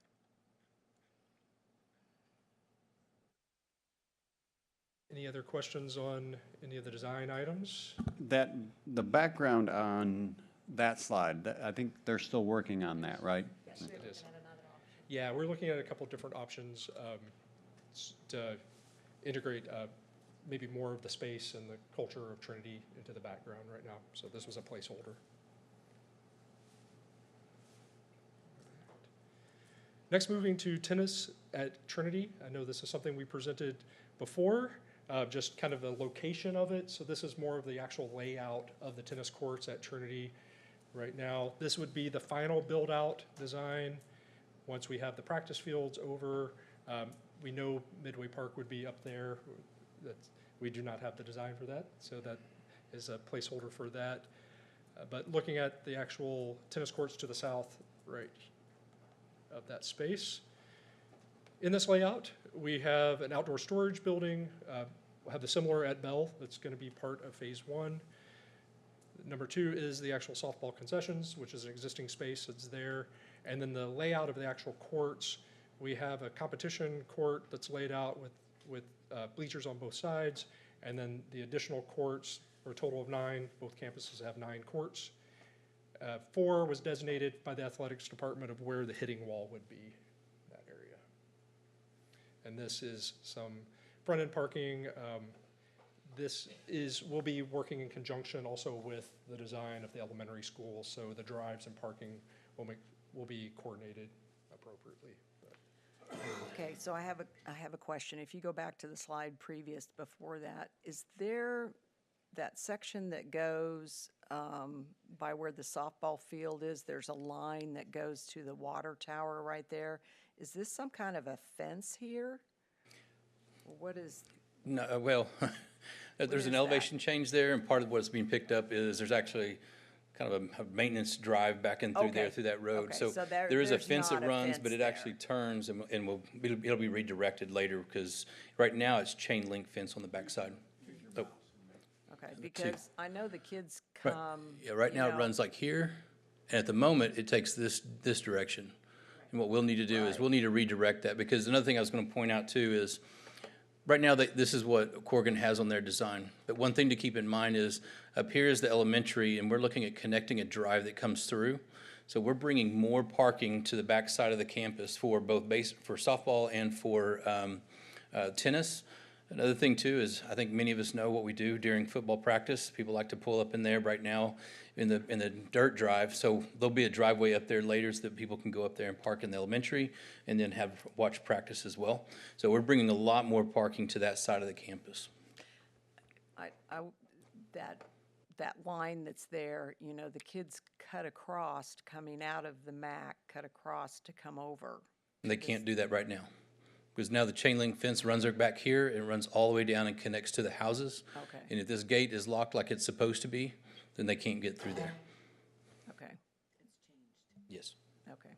So what is the most recent plan? Is it what we're looking at here, or is it the plan for Midway Park that we got last month? Because we've got the fields looking in 2 different directions. Well, that's, again, because anything that's above this line Going to the north is Huckabee.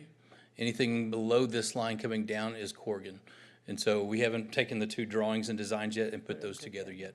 So what you saw, the finishes on Midway Park, we haven't been able to get the finishes for Midway until we could finish the ones for Trinity, which Corrigan is just now finishing up that piece, and then in turn, the same thing in reverse.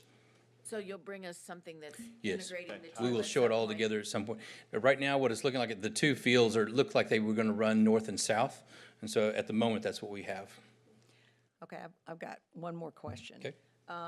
Is this plan that we're seeing right here, is this going back to the coach, the tennis coaches, and are they? Yes, Have they seen this, I guess is what I'm asking. They're working on that right now. I've met with Fielder, we met with him last week, and then he's taking this with Mr. Pugh. He's gonna meet with Barry, Mr. Fuller, and then also the tennis coach. They're supposed to finalize all that, bring it back to me so that we can get that over to Corrigan.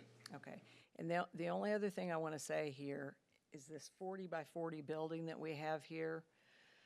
I think there's a couple of things consideration that I've been told, so I just want to mention this, is that I know we were talking about a cool down room in this, but they're also, I mean, the trainers are going to need some place to kind of maybe have some stuff out there, because it's a hike from where the training is at Trinity to these complexes, you know, this situation that's going on out here where softball.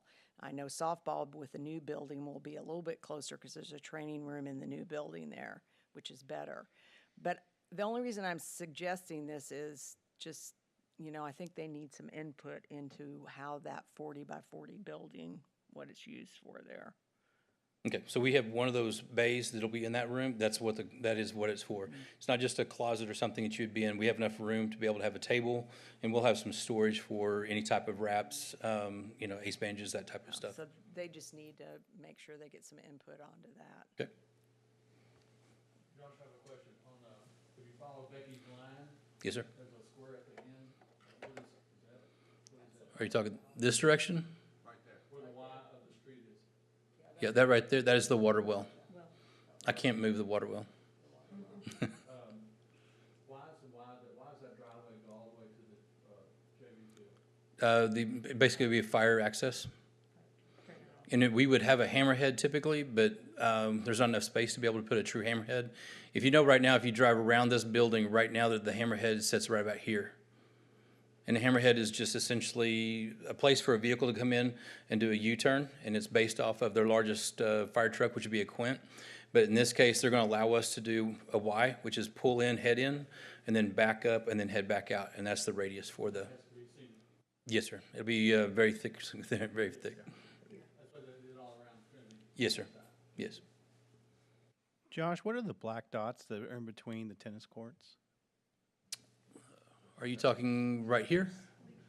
In here? Oh, the bleachers. Yeah. Okay, thank you. Those are bleachers with canopies over them. Okay. I'm not a tennis coach. What's the thinking behind 1, 3, 2, 3? Elevation change, not so much tennis. Okay. We're falling off that hill quickly, so to be able to do that, we have to bench in there, and so the best layout would be something like that. To be honest, preferably would be every 2, but in this case, to be able to do that hill, to be able to try to get us the best situation. Can you go back to the slide before that? On the where you're just looking at on the JV field with the Y paved parking lot, has there been any discussion or consideration on reworking that entrance as you walk up to the JV field between the MAC and the JV field itself? Not at this exact time, but looking towards the future, yes, that will be something that we'll bring to you later on. I'm sorry, I didn't know. What was the question again? As you walk up through the parking lot, you pass the MAC on your right. There's this concession stand. There's the ticket stand. Right there. And it's a fairly narrow entrance, and then we're adding this Y parking lot or drive. It's just a very narrow entrance to get back to the stands. And my question was whether there's been consideration on reworking that as part of this design. Not working on this design, no. It'd be something, be a future project years down the road.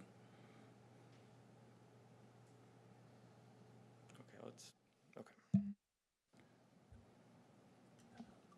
It's something we did talk about, and Josh and I actually have that in the facility meetings to discuss. My mic is.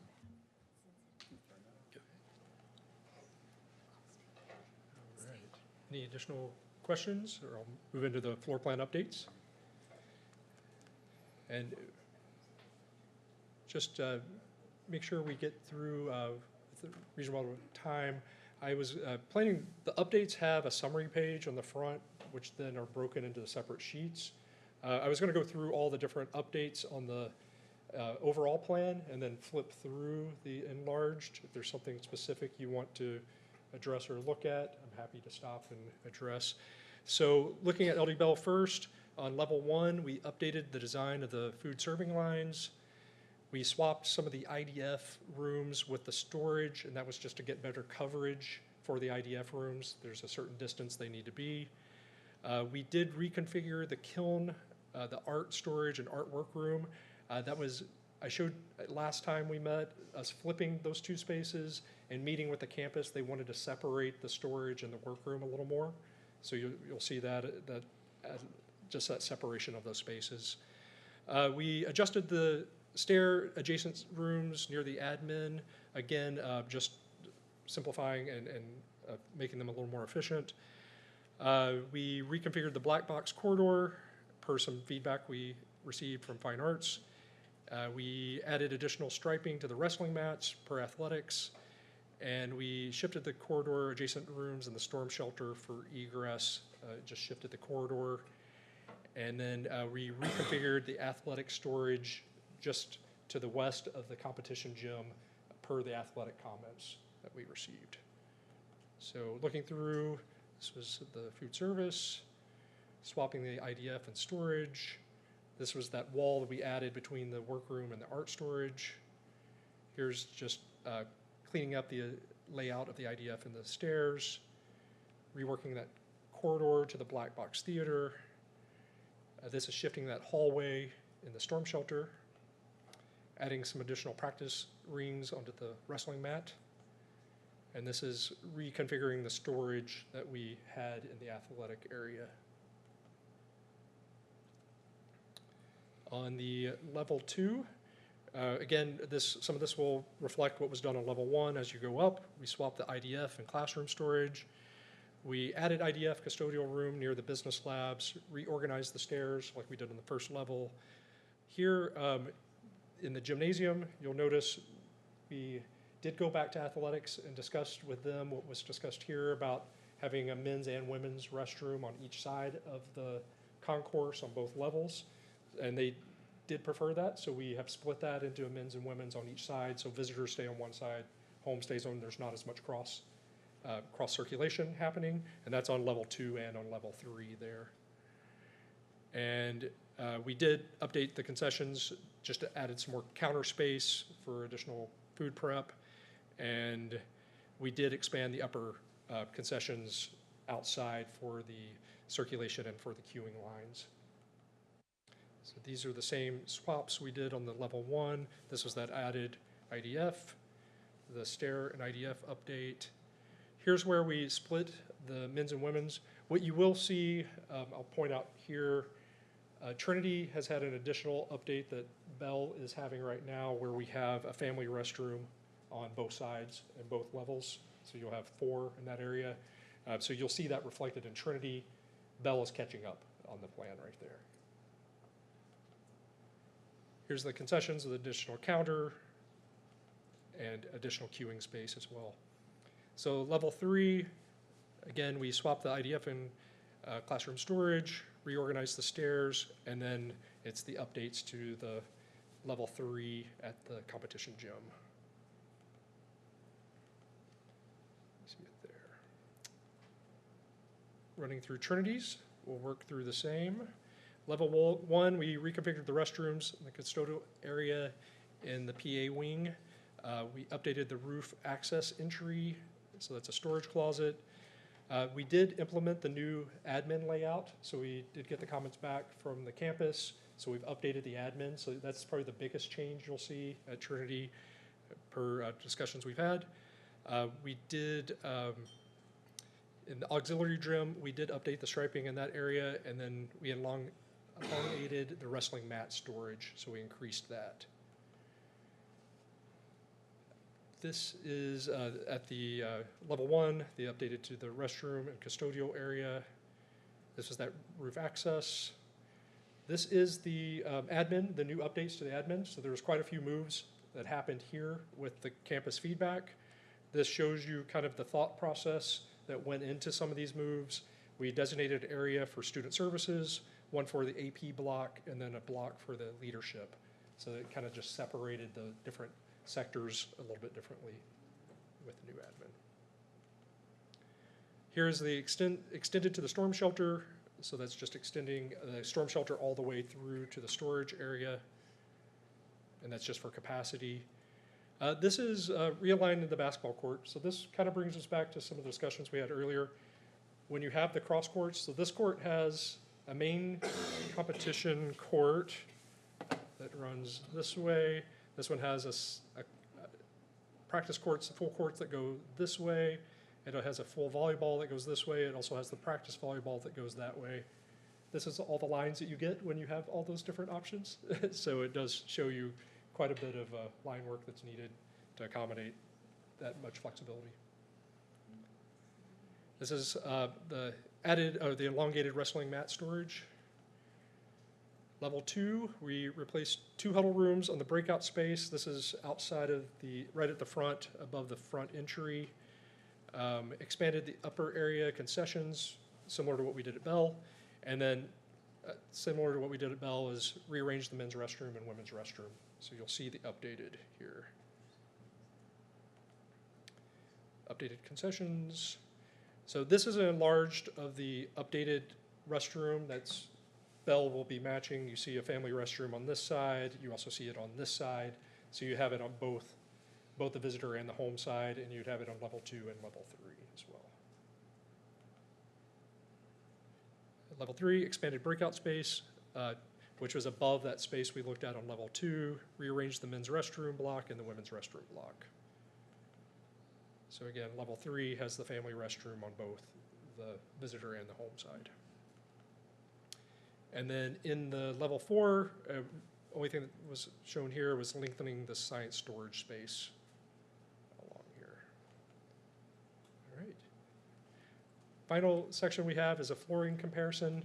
So looking at, there's 3 options that we were looking at, is terrazzo at all the public areas, so corridors on all levels. These 2 options are additional to the all terrazzo, which is a terrazzo and an LVT option. So the red on the upper levels is where you could have LVT or the rubber tile. So it'd be replacing the upper levels. Level 1 would always stay terrazzo in this scenario. That was at Bell. This is at Trinity. Same scenario. Level 0, level 1 would have the terrazzo, and the upper levels, level 2, level 3, and floor could be replaced to the LVT or the rubber. And working with Joris, we had some pricing studies done for life cycle costs. So this was looking at the epoxy, which is a bigger cost up front to do epoxy everywhere. But you see epoxy you don't have to replace over a 40-year cycle because it's just a more durable surface. If you go to a rubber tile, it typically has more of a 20-year replacement, so that would be replacing it in 20 years. And LVT has closer to a 10-year replacement cycle, so you'd really need to replace it 4 times over the next 40 years. So you can see the pricing difference. Did the same study for Trinity. The only thing that we did have a mistake on is that N number here should match the 800,000. So that number would be the 800,000. There's just less of the terrazzo. That was copied from Bell, so we can update that, get it fixed. Similar scenario with the rubber tile, you'd replace in 20 years and LVT in every 10 years. Forgive me, I'm slow. On that slide that you said you copied from Bell, is it 800,000 or is it 978? The 978 this is the Bell one, Okay. so the 978 got copied. The 800 should go all the way across to the right because it's the same price. Okay. Because you're not replacing the terrazzo. Josh, on the LVT, if we replace one, do the colors match now like they haven't in the last 40 years? No, they would not. To try to match the LVT, you're talking lot numbers and something that large. Yeah, we'd have to basically have our own run on that one. Right, because I've gone many schools and there's a square that's different. Yes, sir. That probably dropped a heavy machine on and had to replace it, so. Yes. I'm not for LVT at all. So do we have a recommendation on this yet? The recommendation was based on the pricing that we see that we do the terrazzo throughout. Not a question. Yes. All right. That So that was the Get final through slide. them. That is the last slide. That's good. 89 slides. Very impressive. Thank you.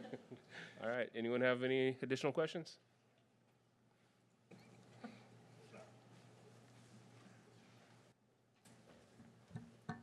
I would like to thank Josh. Josh, how many hours you spend with Becky? Josh? Josh, how many hours did you spend with Becky and I? About 3? No, No. two-ish hours? Yeah, it seemed like 10. I want to thank him for explaining everything you did. I learned more in that time than I did in a long time, and now I understand a lot more. We got a lot more detail. We toured 2 buildings. We spent probably 45 minutes looking at floor plans and stuff, and answered a lot of questions, especially for Becky and me also. So I want to thank you for spending that time with us. It's my pleasure. All right. Is there anything else? Yeah. Where's that dog? All right. No more questions. Thank you very much. Thank you.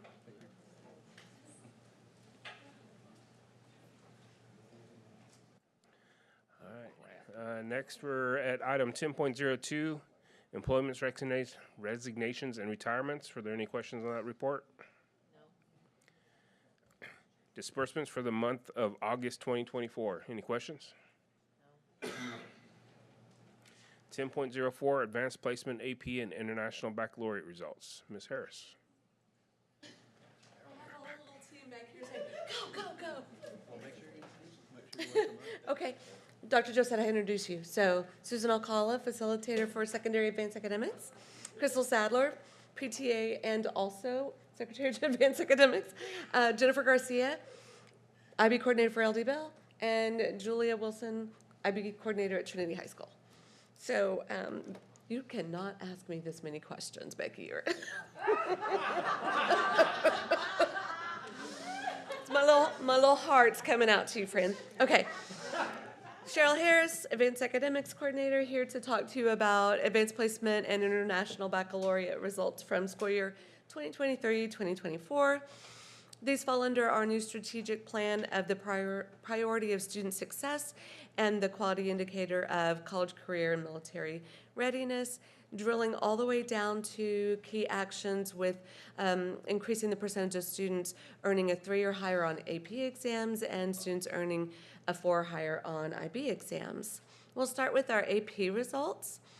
For AP, our results as a district exceeded the state average in 68% of the courses offered and global in 36% of the courses offered. These 2 charts contrast 2023 and 2024 exam results. So remember, 5 is the highest that students can earn on AP.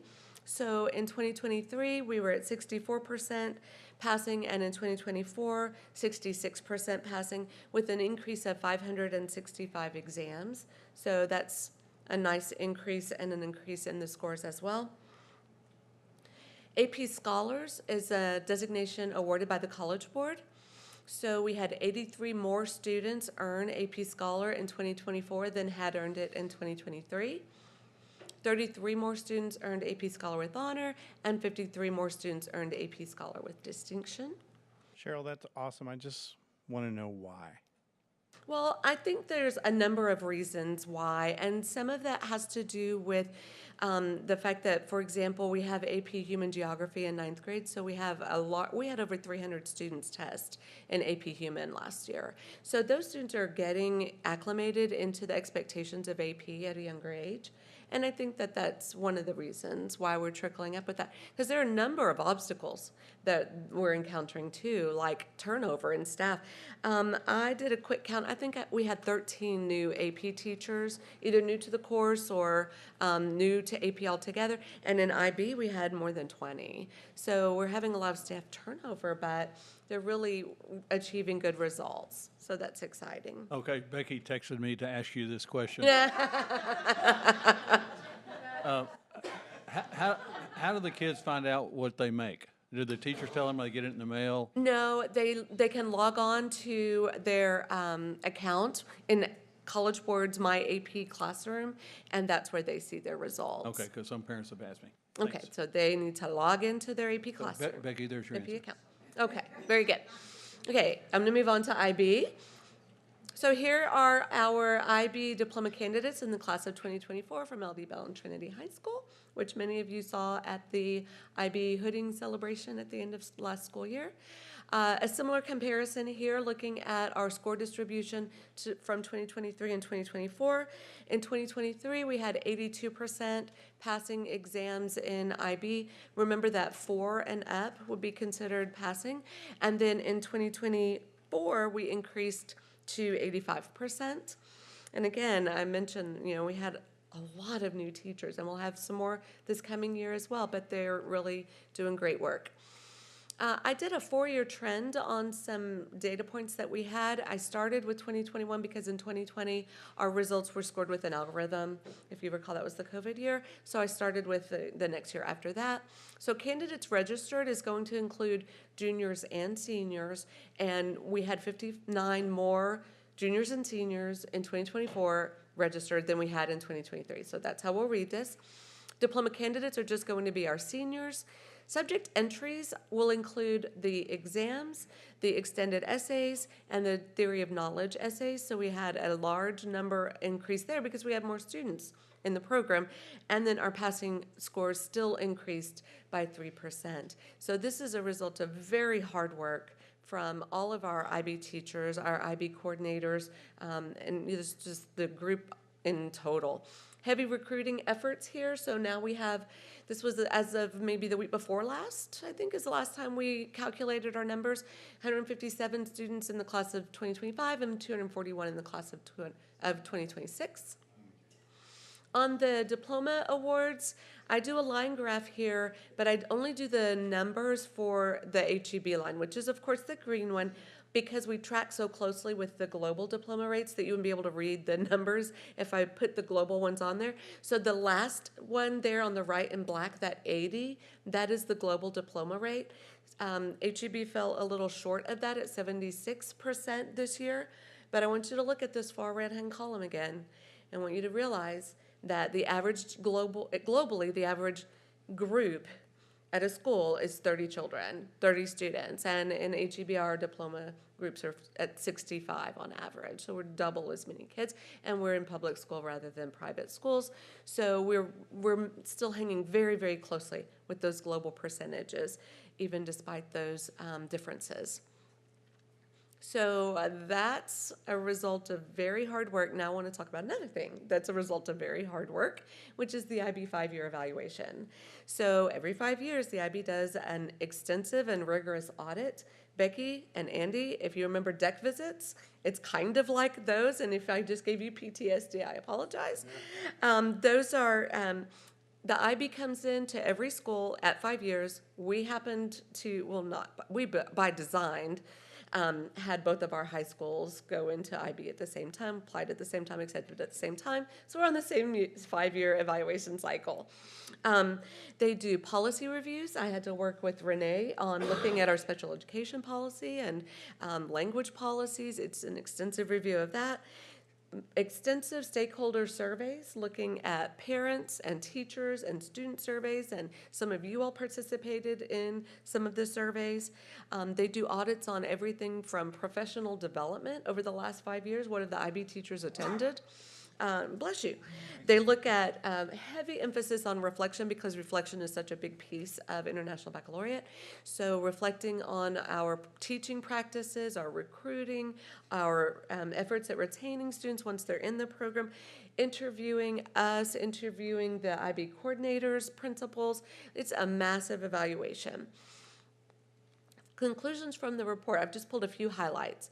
One is that they, and by the way, these were two separate and completely separate interview processes. So I was lucky enough to be able to sit in with Bill at the Trinity, Bill Wells at the Trinity evaluation, and then with Jennifer and the principal at, Randy was there with us at the Bell one. And so completely separate, but they've had a lot of the same findings. And one I wanted to bring to you all was that they were very impressed at the support that the district provides for IB, particularly in funding student exams, so that we can have more equity in our program, so that your finances don't keep you out of being an IB student. You can see that we still have our IB open door policy, which is very much supported by the IB organization, and we're still increasing our success with that open door policy. They mentioned that our school's IB diploma programs serve the community well, which I know you guys are very much behind serving the community, and you might remember that part of IB is creativity, activity, and service. That makes up the core of IB. So they noticed some of those projects that our students were doing were really doing a great job of serving the community. Both reports had this same sentence, so I think it's their sort of standard copy and paste sentence that says you're doing a good job, you're doing what you should be doing, when they say the school's implementation shows close alignment with the IB program standards and practices. And then our big celebration is we had no matters to be addressed. That's a huge deal, right? Yes. So Jennifer got to jump in to her first year as an IB coordinator and do this huge project. So to see no matters to be addressed was like a huge sigh of relief to her, I know. They have always suggestions if we want to deepen, maybe enrich our IB programs within our district. So one of the suggestions is that we do have a diploma program only. We don't have a certificate program. So if a student enters IB and realizes this was not really for me, and they drop out of IB, they can't just test in certain subjects. We try to put them in another advanced class. We try to put them in AP or something else if it can work with their schedule. So they suggested you may want to consider, doing certificates. So that's something that is, on the table. We can talk about that. They also know about our Buinger Center that came up in all of our extensive interviews and in the research that they did. So there is, not only is there a diploma program, there's also a career program that IB offers. So they said you might want to look at that, of course. And then just looking at more across department collaboration was the last comment that they made for us. But overall, we had outstanding 5-year reviews. I want to thank my people for doing such a good job. Bill Wells did the IB, he exited with his IB review and went into his new position. Julia was a lead teacher and an IB teacher, so she participated in it. But we'll be looking forward to, in 5 years, Julia doing her first 5-year review. So I kept mine a little shorter tonight. You're welcome. Unless you have any questions, I will say thank you, and you'll get a report when you get your reports. Okay, on your IB, your comparisons. All right. Okay, Any questions thank for you Ms. very Harris? All right, thank you. Cheryl, I got one real quick, just to follow up from your last slide. Will you and your team be coming back with a recommendation on maybe some changes? So we will definitely talk about these, the first 2 bullets especially, and the feasibility of this. We've looked at those before as a district. Yeah, that's what those aren't new, and we have looked at them before, but we're going to continue to look at them because if conditions change, there may be a time to evaluate it a little differently. Right. But we've looked at all of those items. Okay, here you go. All right, thank you. Measure of academic progress, beginning of year report. Dr. Norgard. All right. So this will be my first report on MAP for this year. And I do know this is a new report for someone sitting up here. So I am happy to answer questions if we need to discuss more offline and understand this test. I did put some reminders in here for all that this is addressed to our new strategic plan about talking about growth, meeting or exceeding progress. And also this year, for the first time, we have tested kinder, first, and second grade on the math map. I've been reporting to you on M-class math and that we were not getting the data and the appropriate benchmarks, that we felt like we were actually getting actionable data. We never want to give up instruction time if the assessment doesn't improve our instruction. So we made that move, as I shared with you last spring, to MAP. So the brief reminder for all of us, MAP is norm referenced rather than criterion. So just think that bell curve. We're talking about percentile, how I compared to my peers rather than how much I got correct. Because we could all get 100%. We could all get 0%. But this really helps me know in comparison. Some context to remember. I already got ahead of myself. There we are, MAP for K2. And we will be using these data points moving forward. Since this is the BOI report, we're just looking at achievement. As we move into middle of year, we can talk about the growth of students as they've moved through the year. So the quick reminder that the MAP will take students up and down. They don't all have the same problems. It adapts to the way that they're answering, because what we're looking for is this zone of proximal development. Like I mentioned, if everybody got 100, I don't know where to next challenge each of you. If you all got a 0, I really don't know what support you got. If I'm a 5th grade teacher, I know you don't have 5th grade, but do you have 4th grade skills? Do you have 3rd grade skills? So MAP is different by moving into this zone of proximal development because the scales go straight across. Students kinder through 12th get the same RIT score. I'm sorry, they don't get the same RIT score. They're assessed a RIT score on this same interval. So that's how we can really watch growth across all these years. And this is the reminder of the norms. So for fall, winter, and spring, so you can see that there's different ones, that's where we can look at where that growth is expected to happen. And you can see generally fall to winter, where those arrows moved in the corresponding colors, bigger things. But if you look at, say, the red spring arrow is almost exactly lined up with the fall green arrow. This is where summer slide happens. In fact, you can even see if you look at the orange and the blue, they come back in 6th grade behind, according to the norming curves of where they exited in spring. So summer slide is a real thing. That is why we start the new year looking at achievement, and then we'll pick up growth. There are data charts. I'd like to, you have these for your review, just move you to a visual representation, if that's a little easier to look at than quite all these numbers at the same time. So I'm going to jump us all the way to this visual. Okay, MAP puts our students into quintiles. So it's percentile of performance. So our low students are those performing at or below 20% of their peers. They're in that 20th or below percentile. Then the next, 21 to 40, 41 to 60, et cetera. So if it was a perfect bell-shaped distribution, there'd be 20% in each of those zones. We'd see totally equal bands of red, orange, yellow, and green. That median line then would be right through the middle of the yellow. Again, back to that bell curve. We're not in the middle of yellow. Around 2nd and 3rd grade we are. Kinder, and this was our first year for our kinder students taking this assessment, we're actually, our average, our middle of the row is in the green. It's already in the high average. So I thought this was a nice visual to represent all that data in the previous charts. So the same thing for reading. You have the charts if you really want to dive into those numbers and break down. But let me move you to the visual again. So we are in that yellow in the average quintile, but we're on the right side of that average quintile. So that's a good place to be on each of the data charts. It gives you the specific median for each grade. So I did want to look at cohorts and where we see same group of students, how are they looking in math and reading. This is the group with the biggest difference. You do see when you look at where those green bars are falling, where the green into the yellow. I'll talk about that in just a moment. But for the most part, look at how closely our students are performing in both subjects on MAP. Same group of 4th graders, 2 different subjects, our 5th graders and our 6th graders. So very consistent performance from our students in both content areas. So I already mentioned our median student performance is above the 50th percentile. Both grades, all subjects, and that kindergarten with a high average quintile for our median. The largest difference was in that grade 3 cohort. When I looked, 40% of students were green or blue in math and 48% in green or blue. However, that 40%, even though lower, that exactly matches. If there's 20% in each quintile roughly, that's a normal performance.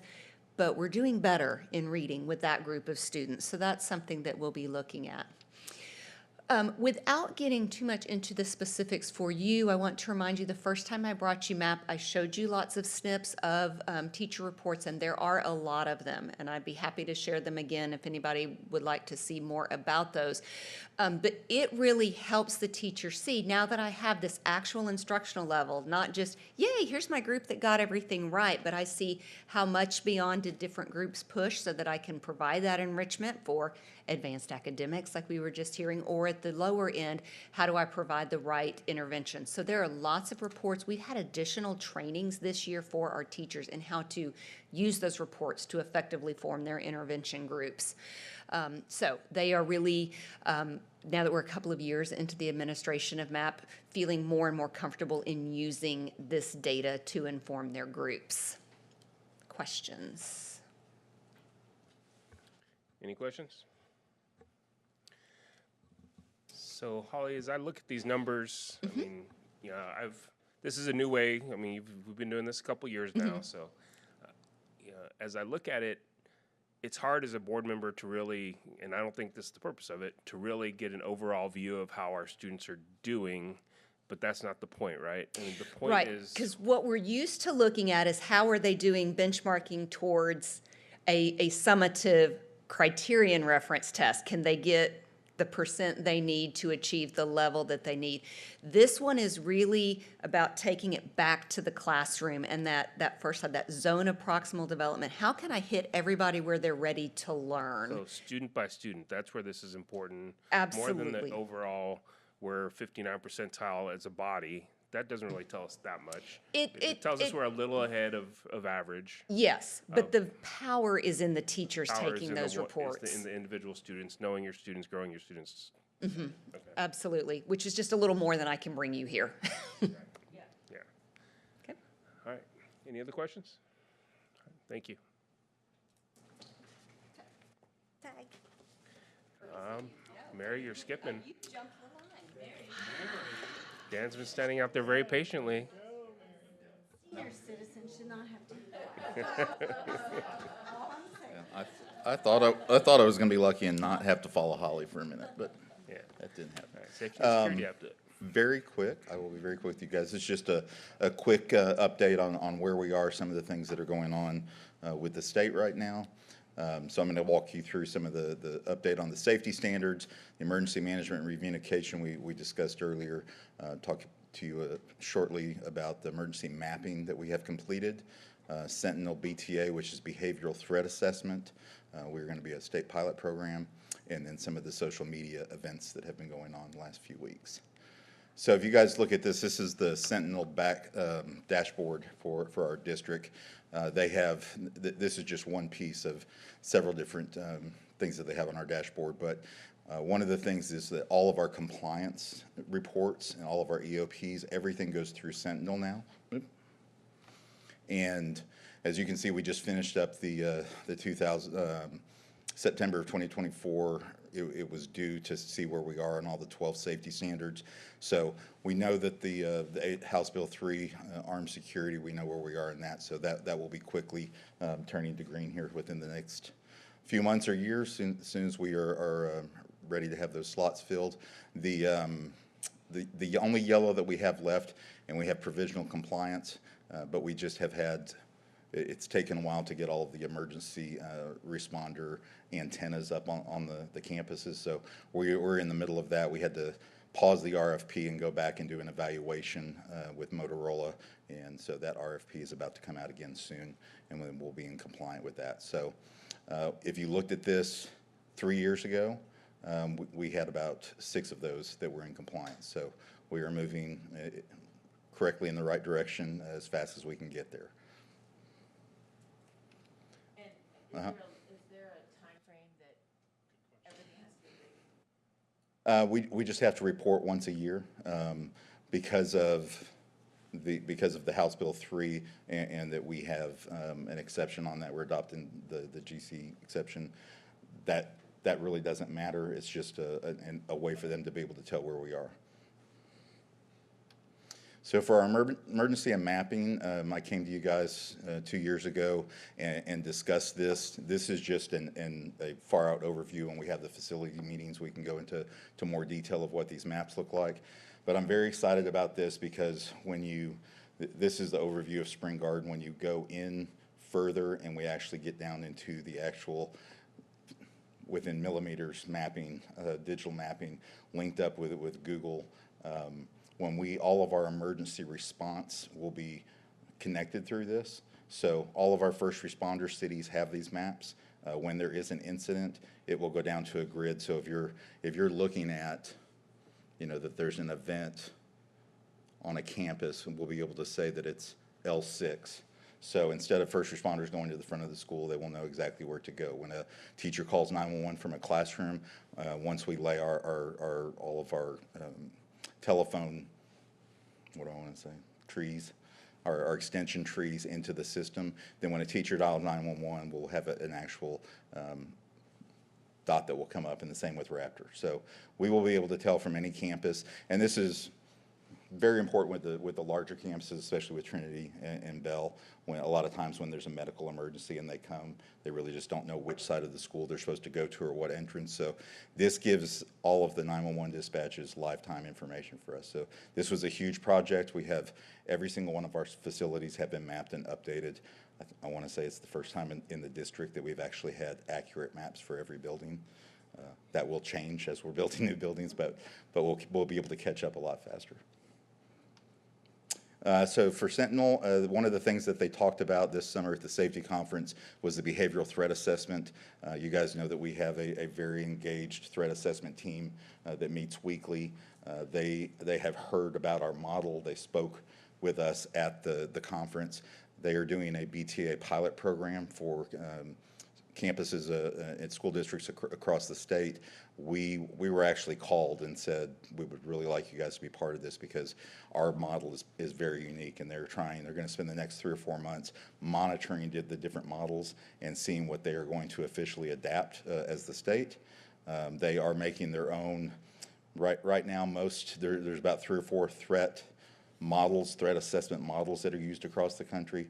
Texas is incorporating those into their own Texas model, which is kind of what we do as a state. So, but it'll be very comprehensive, but because of some of the stuff that we have shared back and forth with them, they really wanted to come and take a look. So they will be sitting in on some of our threat assessment meetings in the coming months, and very excited to see where this goes. Last thing is just the social media threats, and we had, starting on 9/11, maybe on 9/10, but mainly on 9/11, just a bunch of false social media threats that came out. I think we had about 10 campuses that dealt with these, and every single, the one thing that I wanted to put on this is every single threat that comes in is investigated. That is the one thing that we have set up to where it doesn't matter how, even if a teacher or an administrator realizes this is probably nothing, it always comes to the threat team and the crisis team. So everything is evaluated. So each one of these, as they came in over the last 2 weeks, we were immediately able to tell whether this was something that had already come back up. Everything is investigated by law enforcement immediately, and one of the things that I'm starting to have the conversation with you guys earlier, but let the schools know when these threats, a lot of these threats, I would say 90% are things that are just screenshotted over the internet and then somebody shares them. So the original threat did not come from any of our students, but because some of our students shared different threats that were popping up on social media, then there was immediate action taken by the police department and by administrations and by the crisis team interviewing these kids. Did you have a question, Fred? Okay, had that look. So there have been no actual threats identified, and again, the coordination with local law enforcement, with state, local, and federal. I had calls from DPS last week. I had calls from FBI. All 3 of our departments, and I should say 5, including Arlington and Fort Worth, are heavily involved in all of this. So the state of Texas TEA Chief John Scott immediately put out a statement and information to all of the safety and security departments to pass on to our schools. That was pushed out through Sentinel as well. but it was, we have a control, we were on top of this, and everything has been investigated. Most of the threats actually came from overseas on 9/11, and they were just things that were being posted on TikTok and then shared by our students. So it's just one of those things we've talked about before. The most dangerous tool any of our students has is their phone, and you know, we're trying to make sure that there's a zero tolerance with spreading misinformation and fear. And I think that's all I have. Any questions? All right. Any questions on the safety report? All right, thank y'all. Thank you, Dan. All right, now we got Mary. Cell phone report. Here we go. Mary, next time he shows me an agenda, I'll make sure you're first, okay? Thank you, sir. I appreciate that. So I'm here tonight to visit with you about our cell phone report, which I'm calling Balancing Learning and Cell Phones. Because if there's anything I know about HEB ISD, we have this saying that we're going to keep the main thing, and the main thing is always about student learning. So whenever I look at anything, I always look at the lens of student learning. Now, as leaders in the system, when we're on this journey, this balancing act, we have to make sure that we're aware of both external and internal issues, trends, concerns that might impact our policies or our procedures. And last week, an external, I guess, factor would be when Commissioner Morath announced that he was going to ask the legislature in this session to look into laws about banning cell phones. So I guess we'll have to see how that works out when they meet this year. But internally, I collected these quotes from an article that was published this past summer on should cell phones be allowed in school. And I think when we think about looking at creating a safe and healthy and nurturing environment for our students to learn in, there are some key trends or threads through here. First, many parents just feel safer knowing their children can reach them if they're sick, if they have to stay after school, if there's an emergency. Almost everything I looked at suggested that parents want to be able to be in contact with their kids.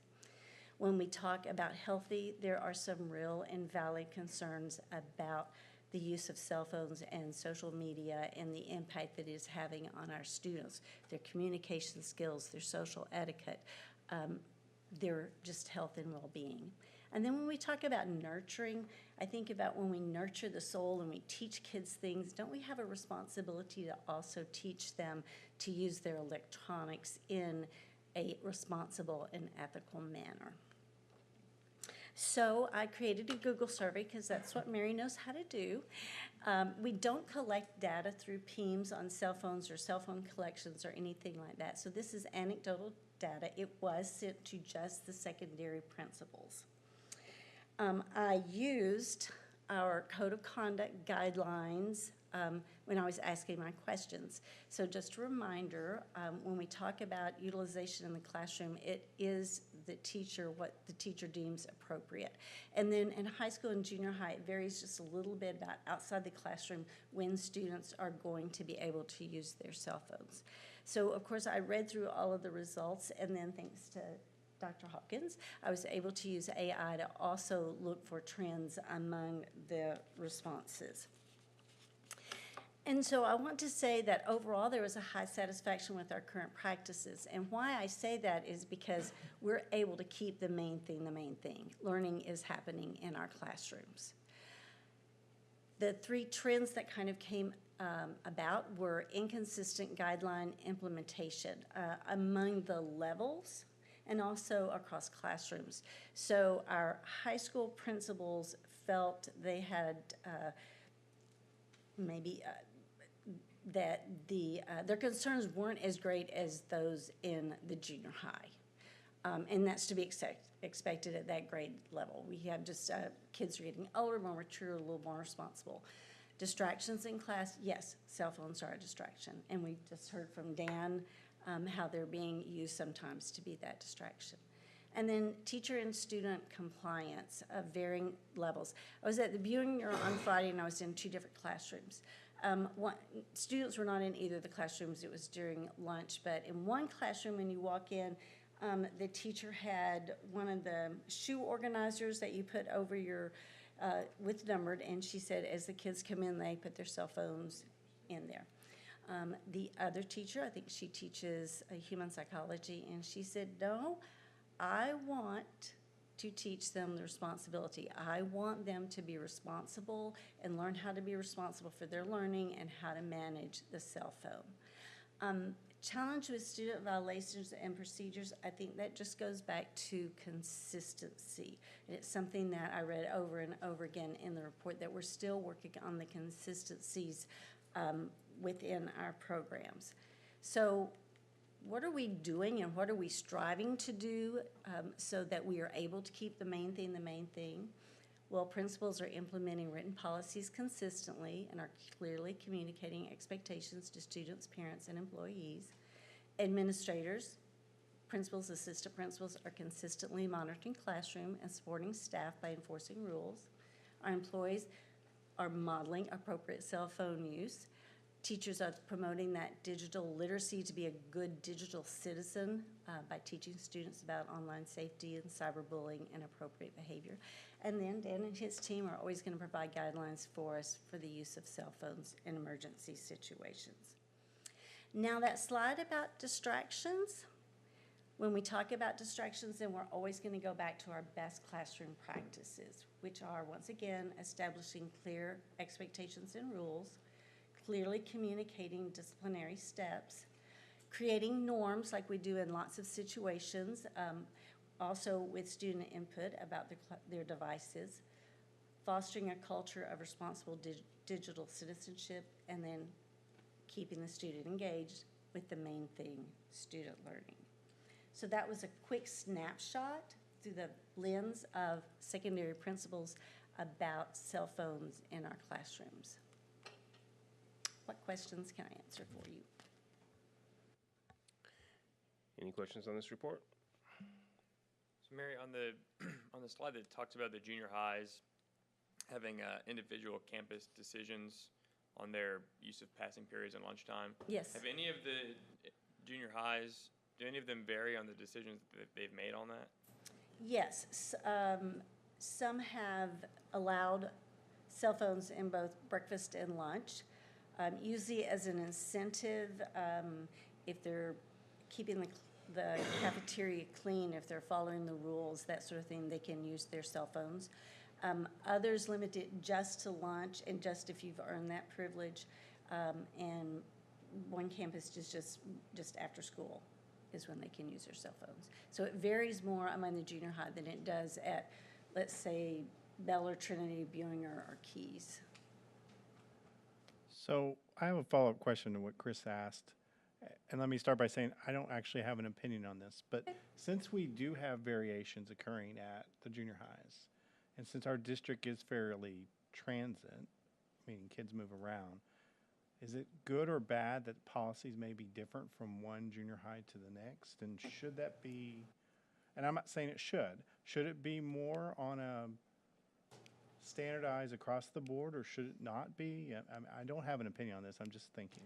I think it goes back to what we're doing and I said about the consistency.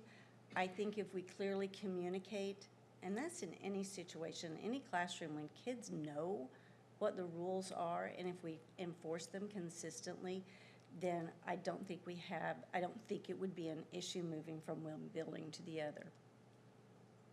Okay. Just like kids move from one classroom to the other, and if you've been in classrooms, you know there's a variety of looks within classrooms. But kids have to know what we expect of them.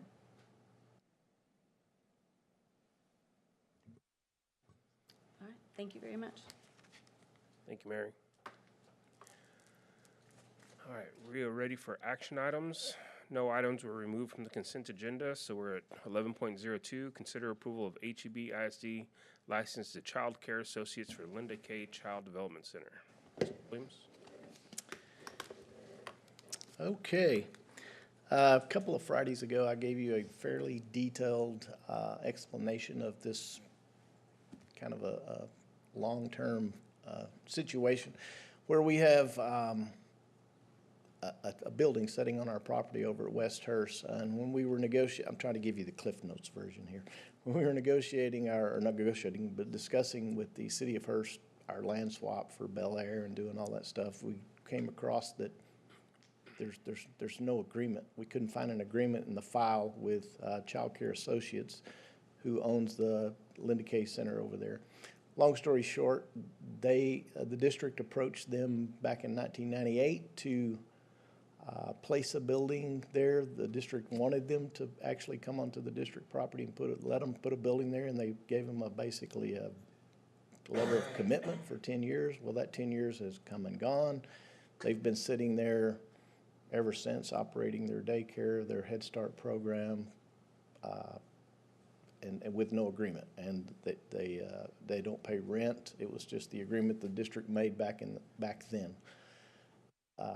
So of course, my concern with that is do we have a gift of public funds issue? So I contacted our attorney, and interestingly enough, our attorney said he had dealt with this with some other school districts in other areas, and he's, and it's, long story short, it's not a gift of public funds, because they provide a service that can be construed as being beneficial to the district, because they do provide the Head Start program. So, but what we also discussed was, he indicated that yes, we do need to have some sort of agreement, so that moving forward, we both know what we can and cannot do, who's doing this, it hasn't been a cost to the district. They pay for everything. They take care of their own property. They own the building. We just own the dirt underneath it. So we worked with an attorney for some time. We actually ended up having to come up with a licensing agreement, because of a lease agreement had to have language. I won't go into all the details of that. I did that in the Friday update, but so that's kind of where we're at now. We're just trying to get an agreement in place so that moving forward, they know where they are, we know where we are, and we have a mechanism in place should we either party choose to want to do something different. So. All right. Any questions on this licensing? Toby, can we sell them the land? Well, we could. I don't know that we could just decide to sell it to them, because we are a school district. We may have to put it up for auction like we do, because they're a nonprofit, but they're not. If they were another governmental entity, yes, I think we could do that, just like we did with the city of Hurst. But they're not a government entity. They're just a nonprofit organization. So How many kids do they serve? I've had Mr. Kerrell's here. He might know more about that than I do. Well, to sell it, we'd have to parcel it out, or, replat it to a sizable plot that's.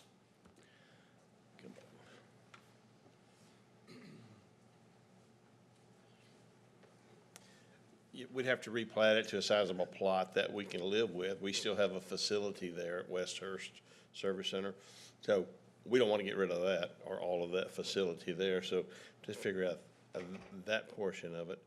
And then since it's not would be considered an interagency transfer to another qualifying government entity, we'd have to, do a sealed bid process and go through that process there. Of course, the trustees would have to declare it surplus and authorize it for disposal prior to any of that. So there's other things. One other concern, or not concern, but a factor is we'd have to make it available open enrollment charter schools prior to issuing it to the public. So that would be something we would not have to accept proposals, but we have to make it available to them. And that piece of property is unique in that the size of that property, because we removed much of that building, we saved a couple pieces. At this point, I would not recommend us separating with that property. That could become an entire complex again, and as long as we own most of it, I would not recommend selling any pieces of it.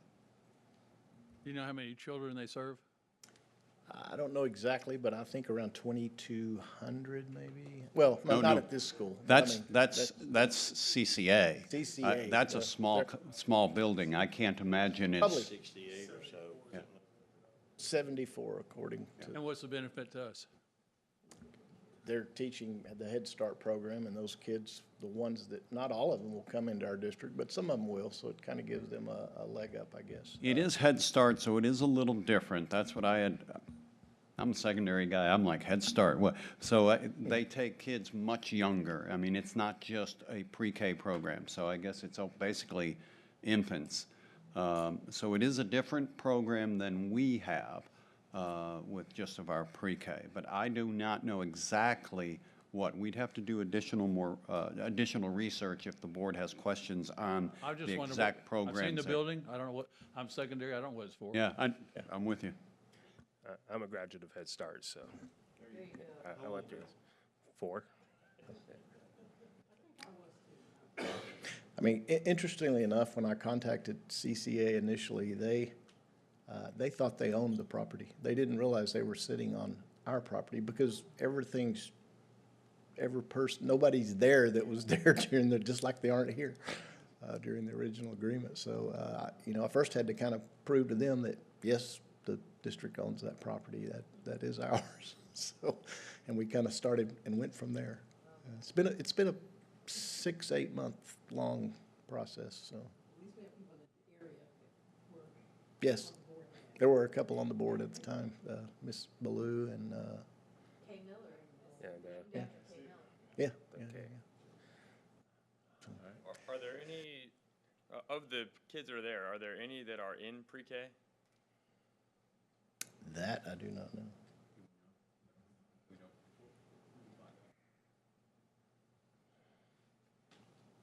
Are we certain that they do run a pre-K program?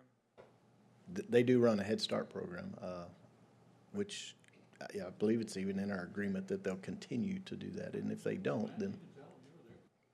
I didn't go to that one. I went to Head Start in New Mexico. I'm a little older for that one. Do we know how many of the kids that have gone there end up attending our schools? Do not, but I mean, those are things we can research, certainly.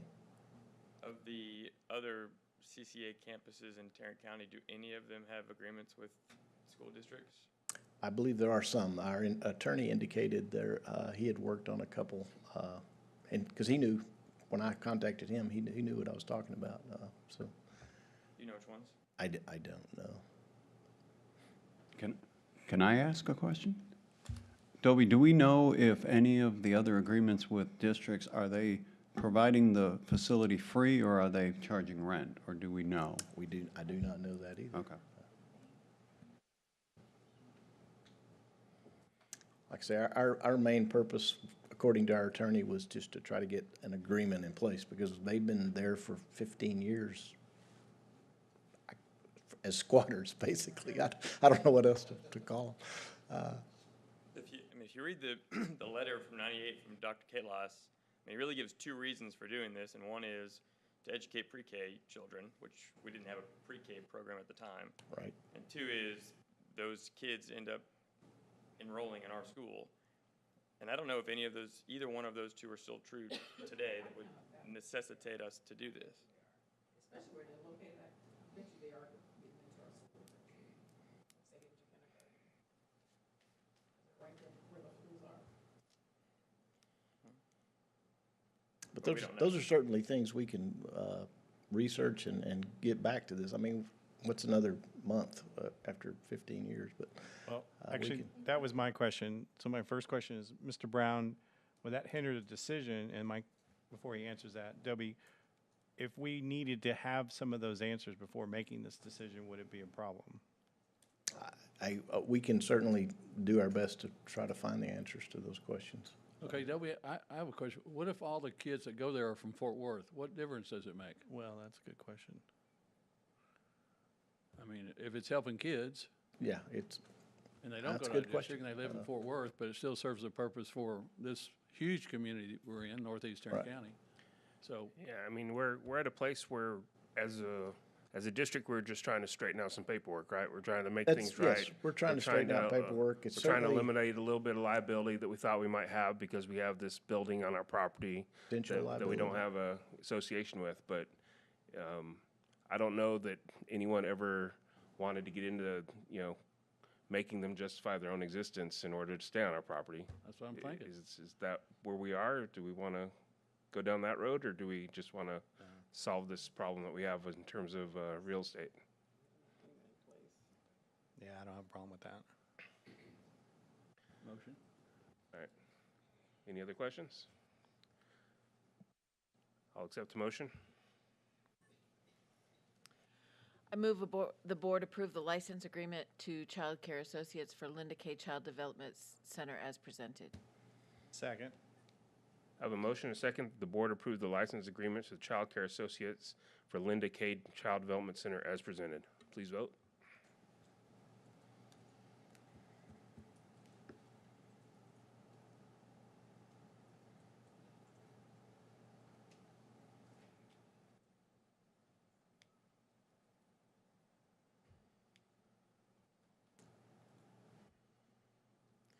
And that motion passes.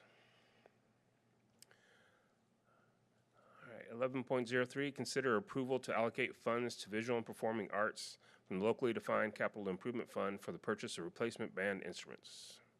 Okay, this one's a little bit simpler. As you recall, back in, at the August regular board meeting, August 26th, I believe, you heard a report from Christine Cumberland about the state of our band instruments, the need to try to come up with a replacement plan or a strategy. She presented that, did a fabulous job, I might add. So as a result, Dr. Harrington and I sat down, put our heads together, talked about what we could do, even discussed it in our ELT meeting, and what we are recommending is that that the board allocate $1.5 million from our locally defined capital improvement plan to start that process. That's a little less. They needed 2.6 million dollars to really get them where they need to be, but we thought this would be at least move the needle, get us going in the right direction. So that is what we're recommending. All right, any questions on this allocation? I'll accept the motion. I move the board approve the allocation of funds for the visual and performing arts from the locally defined projects fund in the amount of $1.5 million for the purchase of replacement band instruments as presented. Second. I have a motion and a second for the board to approve the allocation of funds to the visual and performing arts from the locally defined capital projects fund in the amount of $1.5 million for the purchase of replacement band instruments as presented. Please vote.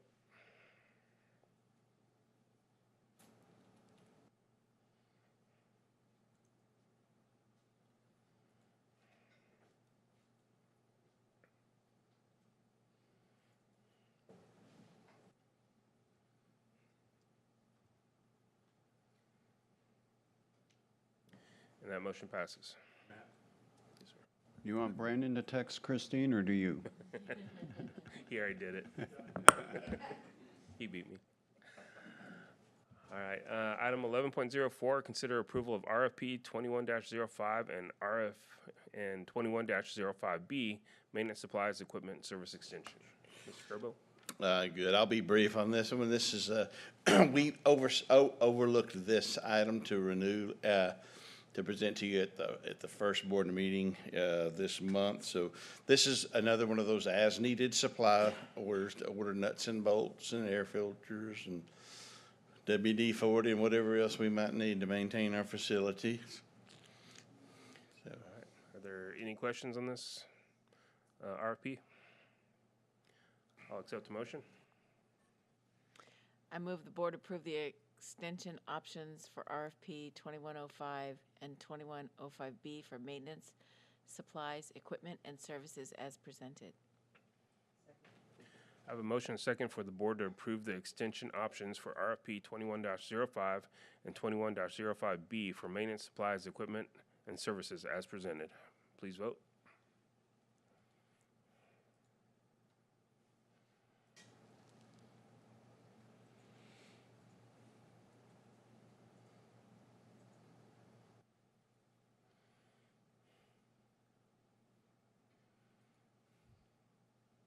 That motion passes. 11.05, consider approval of interlocal agreement for the Elementary Student Resource Officer Program, 2024-2025. So in your packet, you have the ILA for elementary school resource officers. And one thing I just want to call out is the fact that with a lot of interagency and collaboration between the school district and the cities, this is just HEB at its finest right here, coming together and making this happen to make sure that we have elementary SROs at our elementary schools. All right. Are there any questions on this interlocal agreement? I'll accept the motion. I move that the board approve the interlocal agreement for the Elementary Student Resource Officer Program as presented. I have a motion and a second for the board to approve the interlocal agreement for the Elementary Student Resource Officer Program as presented. Please vote.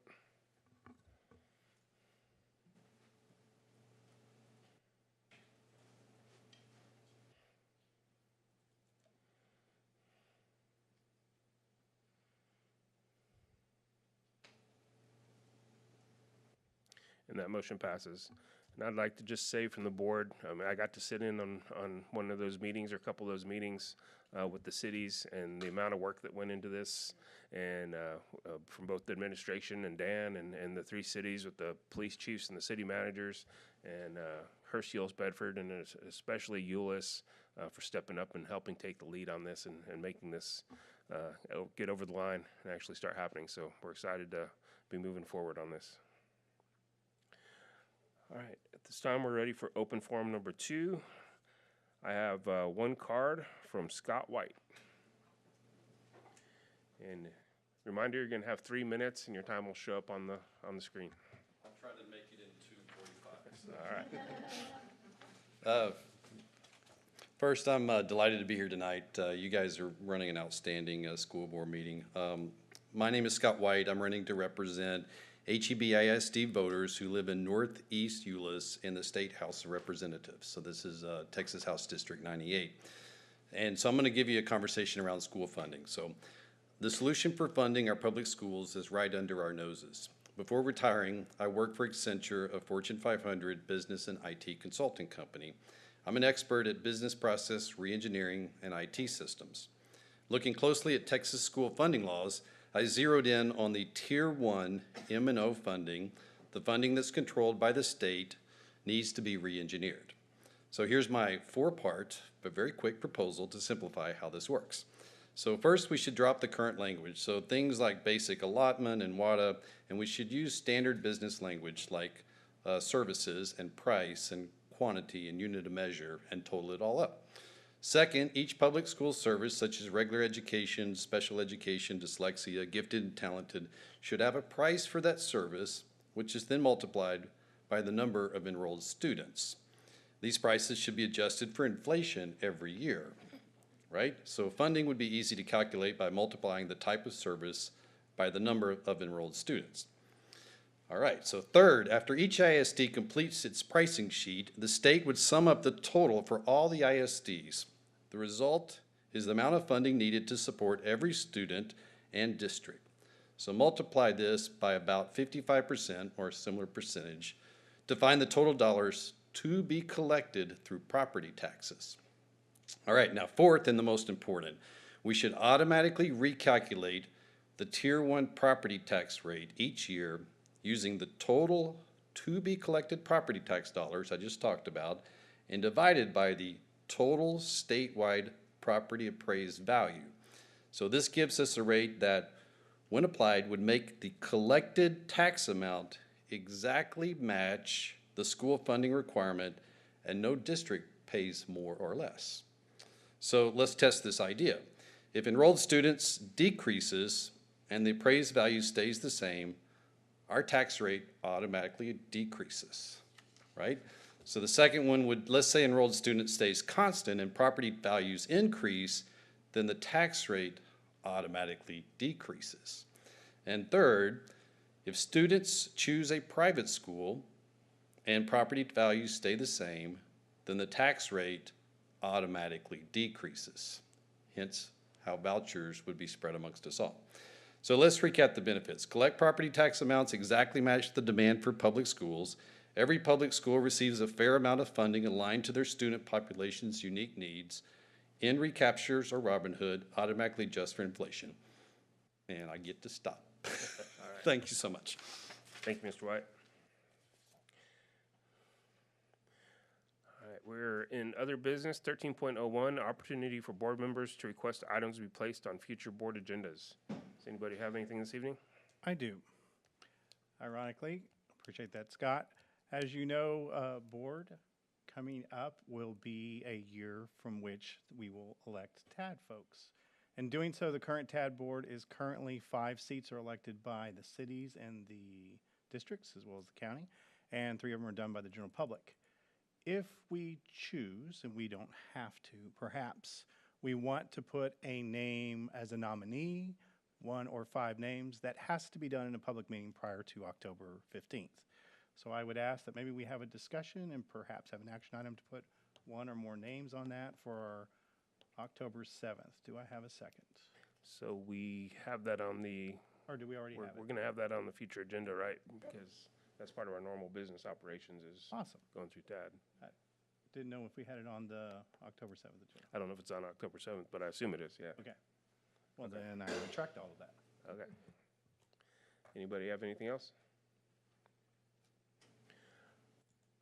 All right, 13.02, consider approval of North Texas Area Association of School Boards 2024-2025 membership renewal.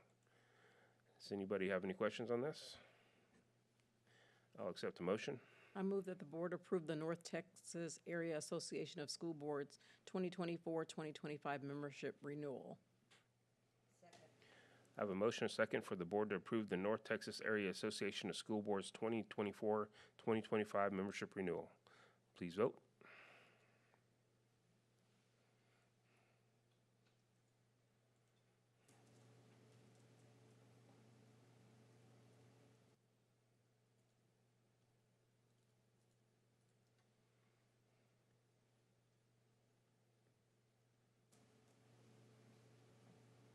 And that motion passes. All right, 13.03, discussion of data scorecard. Mr. Brown and Ms. Cole. I didn't know if you had anything to actually discuss or if you just, Okay, I'll go and you can chime in. So Julie and I have been working with Dr. Allen and Lydia Martin on taking a lot of the goals within our strategic plan and the measurables on measuring those goals and distributing those really into 3 buckets. And that is, what do we want to see on the scorecard that's on our public website for the public? What do we want to see as a presentation to the board? And what do we want to see as just a update to the board and a Friday update? So what you have in front of you is our scorecard goals. And the scorecard is going to be what's on the website. What you're going to get in this Friday's update is the rest of the story, and that is what we're going to get as a board as far as presentations and what we're going to get as a board as far as Friday updates. And then there'll be an agenda item on our following meeting to discuss whether or not all of these are in the right buckets for the board. Are we getting the presentations that we want in the board meeting? Are we showing the public the information we want on our website through our scorecard? And are we getting the rest of the information in a Friday update? And so if you'll take a look at that this Friday and make sure that you think we've done a good job of parsing those out into the 3 categories. If there's categories you think we may want to discuss on moving, we'll have the opportunity to do so at our next board meeting, and then that'll be approved, and so the administration will know where each of those falls. And I will just add that before all of these items came to us as a goal team, it went to the ELT for their suggestions on what should come in a Friday update and what should come in a report. And we made quite a few changes to that, of things that we wanted to see in a report versus Friday update or vice versa. And so it's gone through multiple levels already. And what we're showing to you in the Friday update is after all of those levels. all right. Are there any questions for our goal team on the data scorecard? All right, thank you for all your work on this. I got to sit on one of the meetings, and it was a lot of information to go through, so it is a lot of work. Any need for a second closed session? Then I will accept the motion to adjourn. So moved. We are adjourned.